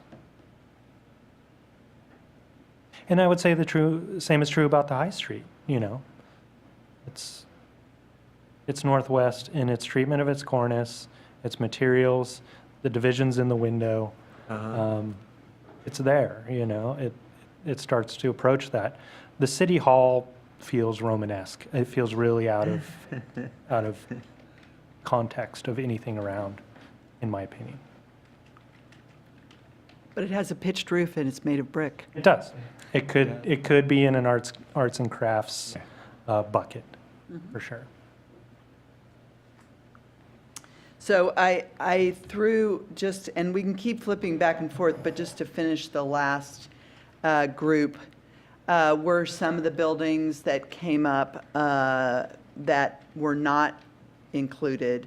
One was St. George's Square, which is on Gilman by Gilman Village. 485 Rainier has a kind of interesting combination of brick and corrugated metal with these sort of two-story elements. Proliance, which is a medical office building next to Swedish. And then the Issaquah Highlands Park and Ride. Proliance, is that like a porte cochere on the right? of the- Yes. Yeah, okay. So if the view from that side might give it a better. So I'll tell you from a site planning perspective, I can't stand this building. It sticks. But Yeah. I don't have strong feelings. Because it pushes aside against where you're driving in towards. the- Right, I mean, they sort of started with the elevator tower and designed their way out. But I think that architecturally, in terms of elements, in terms of color, in terms of materials, I think that it is a good building to discuss in terms of whether we think it fits in. Even if from a site planning perspective, since the whole building is oriented to a parking lot, we wouldn't, and away from the street, we wouldn't want to do that. But that doesn't, just like anything else, that doesn't mean that there aren't things to talk about that are good reference points. And Lucy, that building also, it intrigues me, I've been there, and that wall, it does look out on, that is a parking lot there, the major parking lot for the building, or the only parking lot for that building. But that wall has, those windows on the right of that building have spectacular views. I've been up there and I agree. I literally, the first time I went in there, I thought, why is there a large blank wall with that kind of view that could, so, to me, it would have been something you wanted to emphasize with the architecture. I think it's a good Northwest Contemporary example, but it's also an example of something we would have turned away with recommendations. Maybe you know. because of the blank wall. Blank wall, but I appreciate the corner, the porte cochere on the front. I'm sure really brings it down to a human scale. I think it has potential. It just need to be pushed in the right direction. I put the 485 Rainier was mine. That was an example for me of how the urban grange can be used. The urban grange doesn't have to be this large hayloft style structure. I think it can be a single or two-story structure, and I think it could house office spaces. I think it could house commercial and a variety of things. But I think if you move around that building, it's doing a lot of interesting things. Yes, yeah. And then the St. George is great. I think that's a good arts and crafts building. I like it. It's a good question. I guess the 45 Rainier, I didn't go back to look, but would it fit with the Grange requirements in term, No, because it's not big enough? yes. Yeah. So, I mean, that, and I'm Yeah, not saying which that might- that should be the definitive answer. I'm just saying the way it's defined right now in the manual would say, this building should be something else. It's true. Which I think would bring up a good point, because maybe we should be able to build smaller Granges. Yeah, that is the pitfall. Yeah. I agree with that. On that, the Development Commission, that was one of the first ones that came before the commission when I was on it. And one of the things that I recall being said specifically about that was that it's the transition between Old Town and the area that on the north of the creek where Confluence Park is now. And it's a very, in my opinion, to this day, it's a very smooth transition from Old Town into the areas that we're talking about here. And the architect, or the applicant, I recall that application specifically talked about trying to make it compatible with Old Town, and yet not be 1890s architecture. I think we've talked about this a few times, and that's the idea of trying to be as prescriptive as we can to give direction and certainty, but at the same time, we don't want to be overly rigid and rule out having this sort of a building constructed. So how do we do that? And partly that might be from some experience here in applying these standards once they're finalized, but the idea of having the ability to have the flexibility to integrate multiple elements of a project, or say, listen, from a scale standpoint, this makes sense even though it's not at the grand scale of a Grange building, but it's got the key elements and let's advance it as that, but the commission, obviously, there's some risk to the developer now because the commission needs to agree that that's okay with the staff recommendation. But again, I'm back to, I worry a little bit about getting overly rigid and boxed into some of these design standards and not have some off-ramp where there can be some features that are integrated and they may not meet the specifics and requirement. When I look at that building, I see Urban Grange, but if the applicant came in here with a craftsman pitch, I could buy it. I don't know. You know what I'm saying? So is that the wiggle room in and of itself right there? I don't know, but I hear you. I know. It's, Lucy, the building on the 485 Rainier, you can just see the pitch of the roof. Is that, I can't recall now, is that a separate building? No, this That's pitch part of right it, here right? is That's part part of it. of the Yeah, whole that- thing, kind of a little bit larger scale than this element. One of the challenges, we want predictability for everyone. We want to feel like we have clarity. We can't have it just be a gut reaction by the commission. And I'm not saying that's what you're asking for. If there's flexibility, it has to be predictable and circumscribed and clear where there is flexibility. Crandall or Rambula has not described flexibility, although I think we found that their language is not quite as, pointed as we might suggest if we wanted that level of clarity. And I think this is something that we're struggling with, trying to determine what is the right tool to get the best success and not miss good opportunities. And on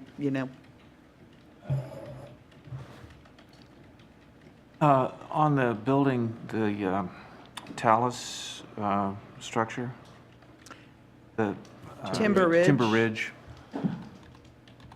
Yeah, that, to me, that, obviously, that's the building, but to me, if I were to look at that picture of that structure, I would say, yep, that's urban village, and that's part of that development, and it's in that style. But if I were to be shown the opposite side of that building with the perspective in it, I would say, no way. Because it's, as you probably know, it's called the Patala by a lot of folks, because it's massive. So it's intriguing to me that we can look at a picture like this and say, yep, that's what we want. But the other side of the building, in the perspective, Downstairs. yeah, Which is why I didn't show that one. I figured that was not the scale and such that we were looking for. But I do think, you know, one thing about this building, I think and it's a tall building, and from the street side, and you're, 900 side. as you're going, not from 900, but you're South going Drive. up the hill next to it. I think for a large building next to a street on a slope, I think it does a pretty good job of connecting with the street, not being overpowering, showing a nice face to the street. And you're right, from the downhill side, huge Oh, yeah. building. But we won't have those kind of slopes downtown, you know, but.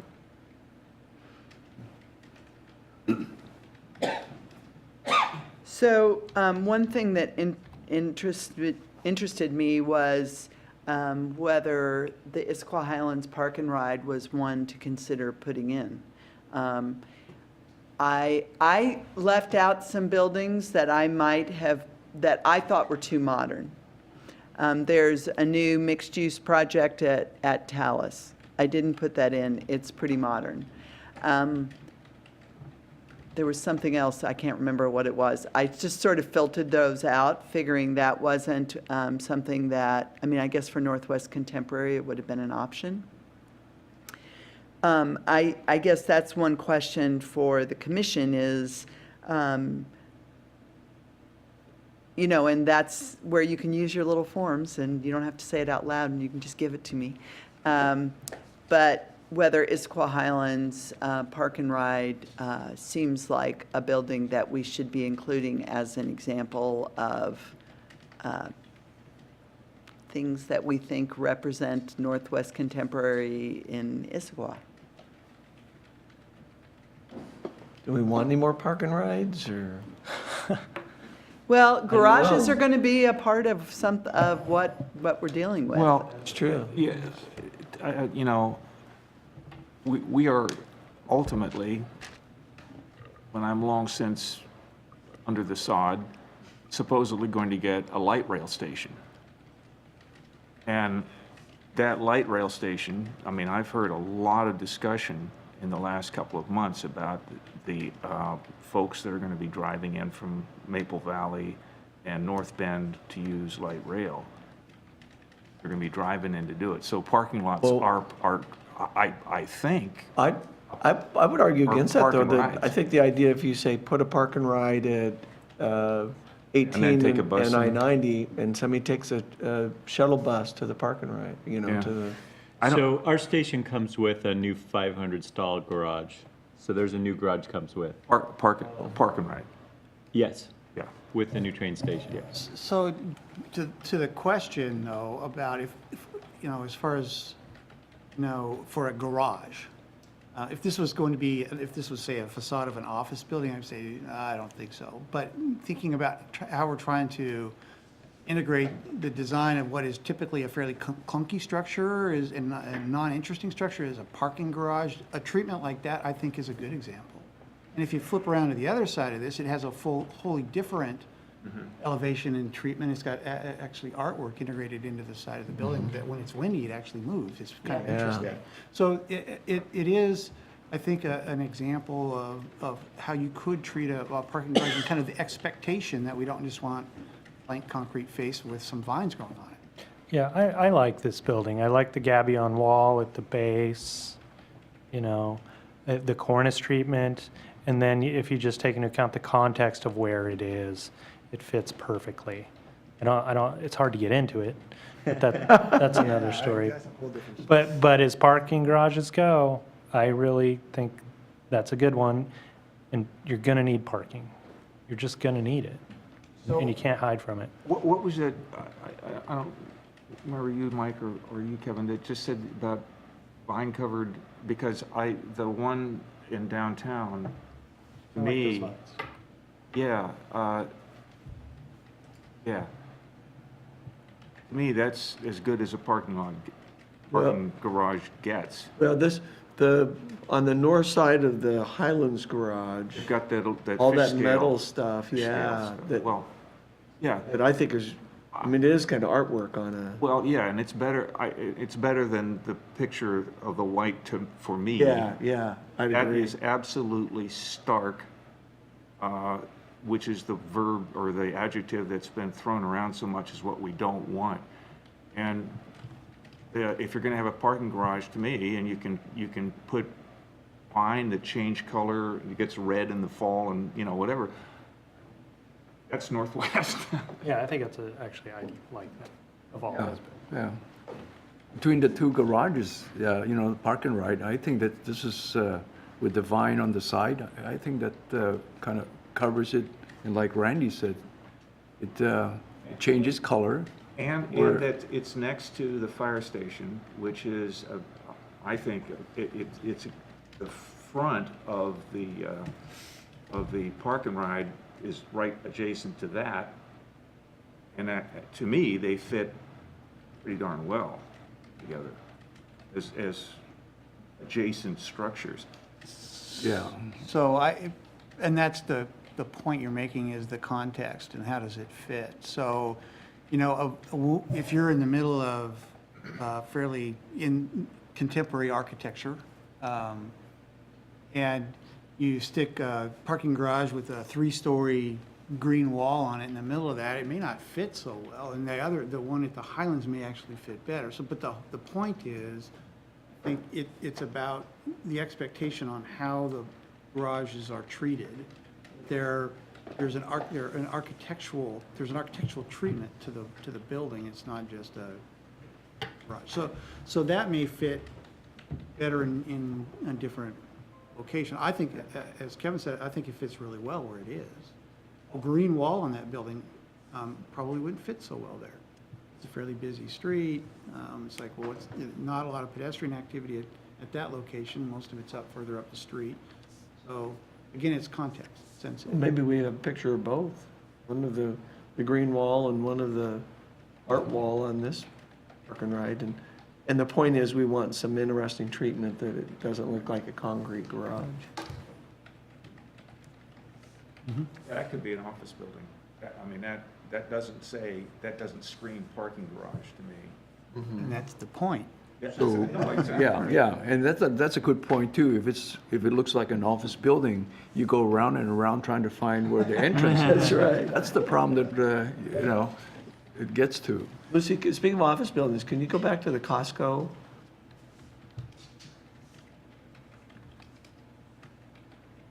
It's interesting to me that 3 out of 3 said it represents Issaquah, which gets back to, I guess, the question you brought up, Randy, of, you know, that's not historical Issaquah type of design. To me, that's suburban, it's good suburban office building design. It's got some different aspects. I don't really like the stairwell portion that sticks out so much, but it's got a slope roof, it's got modulation and so forth.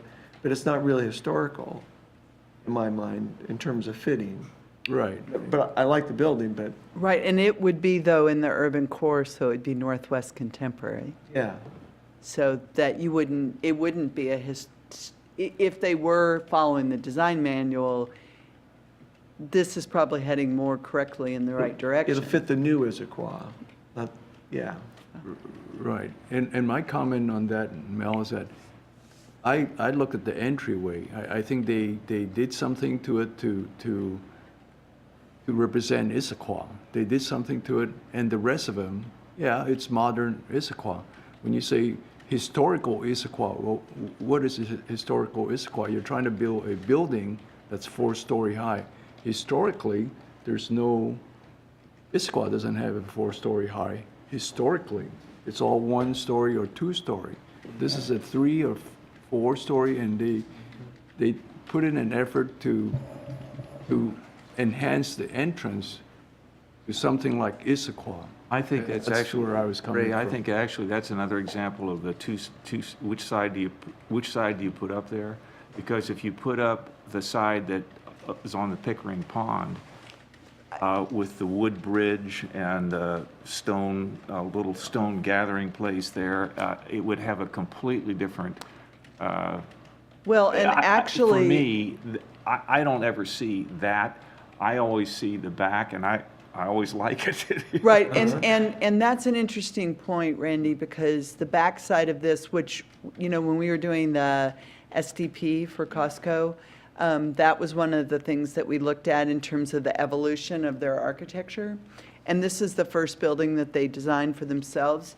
And while the front, this side is rectilinear, the sort of canopy that protects the back terrace is arced or something. It's much more organic in shape, which is kind of a nice counterpoint. Anyway. So I think when we're talking about does it represent Issaquah, for me, it is this the type of building that we want to see? Is it the style, the feel, the quality of buildings that we want? And a lot of that's kind of a personal reaction to a lot of these things, but I think that for me is kind of the fundamental of the question. It's not, does it match up with something that we've already got here? It's like, well, what do we want to see in the future, and is this what we're looking for?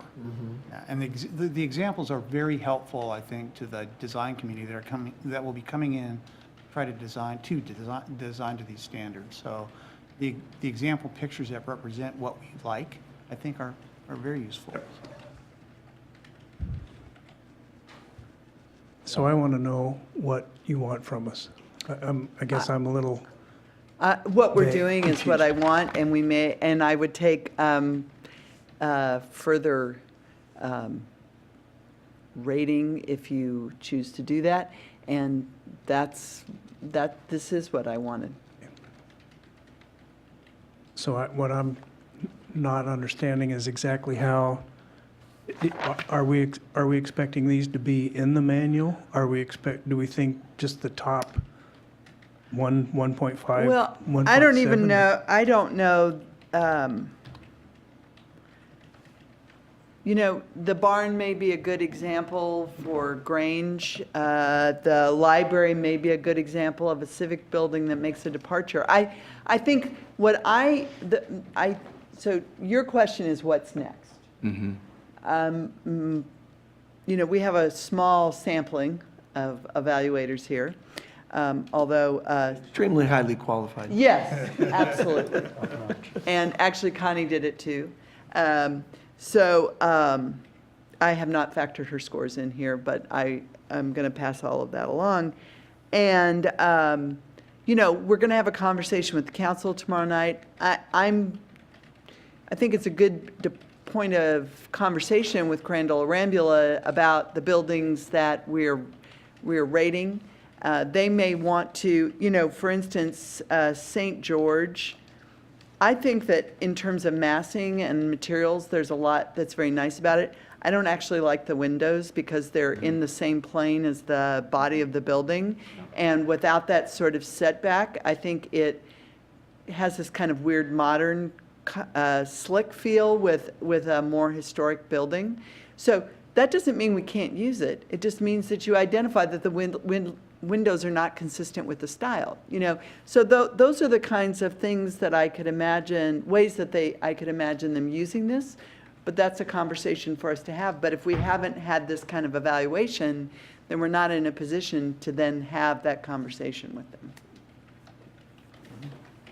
Personally, I'd like to see a lot of these pictures in the manual, because I think there's a lot of picked out a lot of very attractive buildings, and it fit well, and And I think it really just provides a really strong frame of reference for all of us. Background or expertise aside, that's our common ground, is what's around here. And that's something we can hang our hat on and really, I think, have strong communication, effective communication that surrounds these buildings.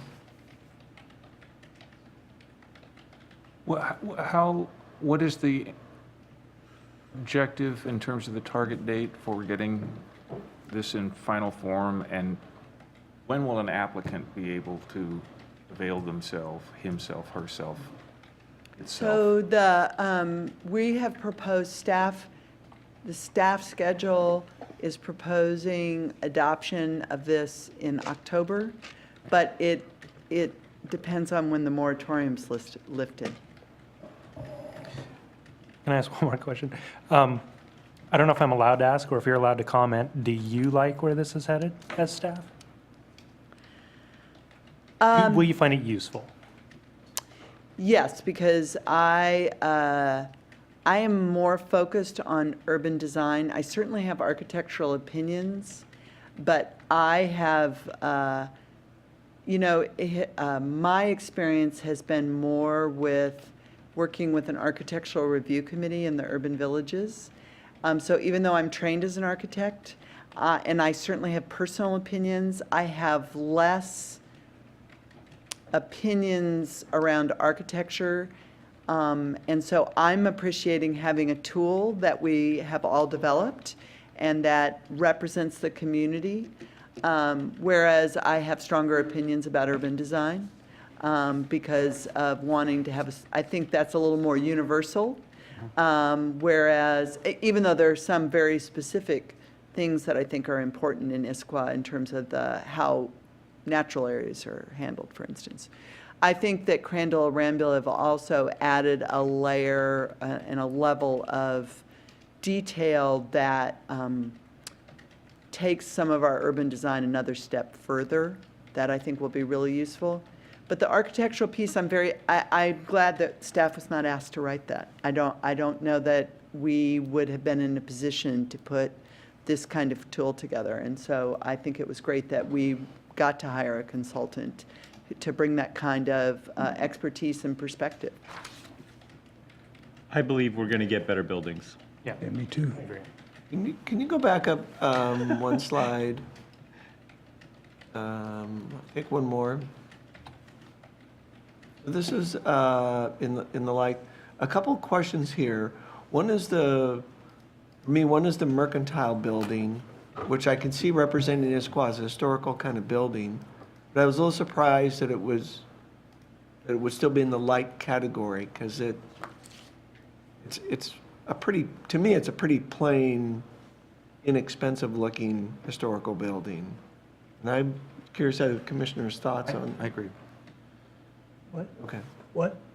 I agree with Commissioner Morgan, what he just said. Well, and you know what I did not specify when I sent out the survey is what does like mean? Yeah. So I kind of intentionally didn't do that, but I mean, it is a question of when you like something, do you like it because you have nostalgic feel? I started to put this down and I just thought, I'm not doing that. So is it nostalgia? Is it because it's integral, because it represents the community, because you want to see more of them? There are a lot of ways that you can like a building, and they may not at all be consistent among the different commissioners. Can I ask a question, Lucy? Did you think about putting Hyla Station in there, in this? Hyla Station. The Rowley hotels? So I was, as I was driving around, today I thought about that, and I did think about putting it in, and I guess because of the sort of not doing modern buildings, I think I filtered it out, and now I'm thinking I probably shouldn't have. I believe that place is where we should be going more. If we're going to build tall buildings and they're going to be at the base of Cougar or Squawk or Tiger, I really think they did it did not come before us. Right. Or at least not when I was, since I've been on the commission. I think that's personally one of the better examples of a newer approach to tall buildings in Issaquah. So frankly, I'd recommend that Okay. it be on there. I don't know how everybody else would. I think I might disagree. You're talking about the new hotel or the original?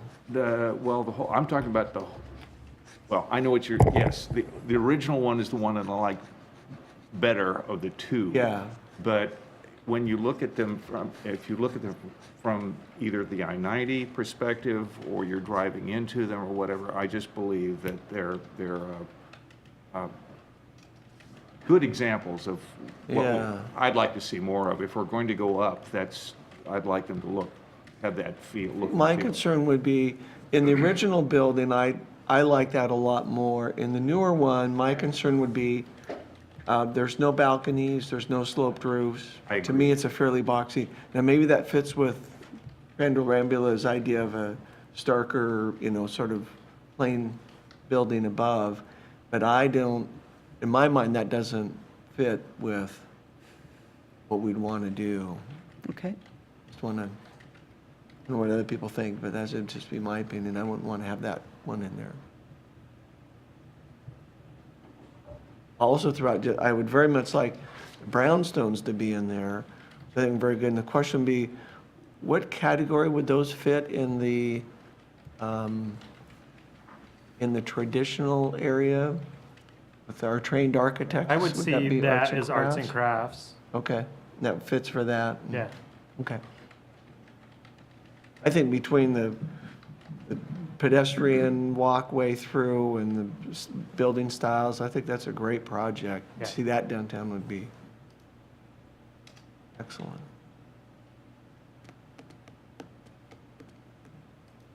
Further comments from the commission? How about from the public? Least I knew. Street gas. All right, so me again. I would like to have it so I didn't have to come to every meeting and say what was missing in context. Personally, I don't know that we should have to haunt the meetings and provide information every time, but it feels like we have to do that at this point. So that's a comment extended from the last one. I wandered around, took pictures of all this stuff. But after reading the manual and how you're going to use the manual, it seemed to me that there were a few examples of the architectural style, but many, many examples of the component parts of the varying buildings that is going to be the main tool. So windows, doorways, reflections, color palettes, and all of those things. So when I was looking around, I was trying to identify what category it would go in and then look at good and bad examples of the details of the buildings that's going to be one of the tools to judge by. And these pictures don't get you close enough or understanding those details. The fronts, the backs, the sides of the buildings are all very different with all the different approaches that you have. And it does seem like you have to consider it all 360 because you're going to be looking at what again? Context on all sides. And then one of the reasons the park and ride green wall fits is because you have Squawk Mountain in the back. And you need the green to juxtapose with the very, very powerful form of your forested hillsides. And so the idea of context means stepping back and looking at your architectural forms also in their natural context. And then if you go down Maple and you squint as you see the Maple Street building on the left and the new hotel on the right, you go, oh, that is what sort of that street space that the consultants are talking about. There's a microcosm of a creation of a street space in the core area. And so to me, I went, wow, I have to be thinking of all these buildings maybe with zero setbacks side to side. Because in an urban core, your buildings aren't one-offs like this. They're like this and this and this, and they have to have a certain rhythm and fit for how they are put together. And we aren't used to that in this town. It's a one-off with landscaping around. So I'm not sure that change is in this manual as a tool to be used for the urban core. I also like the library building and several buildings around town, and the closest I could get, it's not a real architectural style, was Northwest Industrial.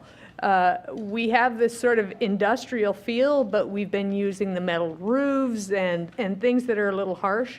It just seems to me like the library, you could use this sort of modern industrial style overlaid with wood instead and start turning it a little more natural. And it would actually be a great architectural fit. We've built a lot of buildings that look just like it. We just have not used the natural bits of wood to make it conform a little bit to what we might be thinking. And I feel like we're missing an architectural fit because it doesn't have a name, even though we've sort of been creating it all along. And I don't know how to fit that into the conversation. It just feels like so many of the buildings we look at, we'd have to shove into a category, and they don't fit just right, but if you squint, maybe. Maybe we just need to call that a style and say it's okay, but with newer, updated materials, not a blue roof, right? Okay, I think that's it. Thank you. Thank you.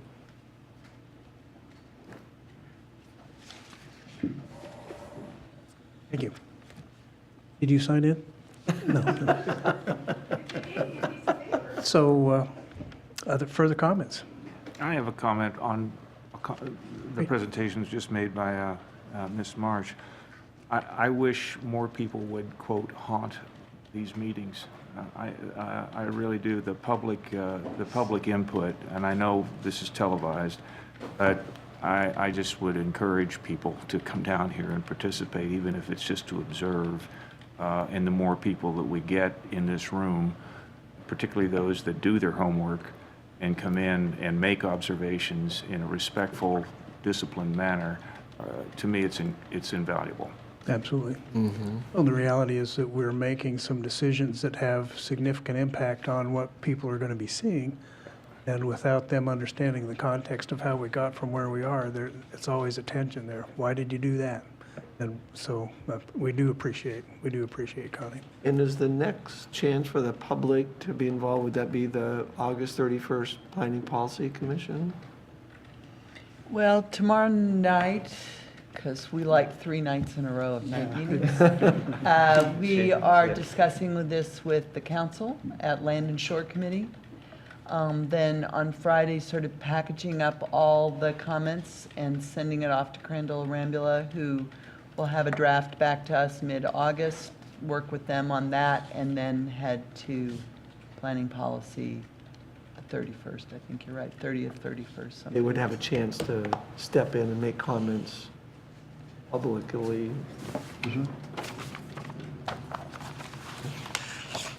Well, good job, everybody. I think it's been a profitable time, so let's adjourn. Lucy, great job on all these photos and putting all that stuff together. This is great, and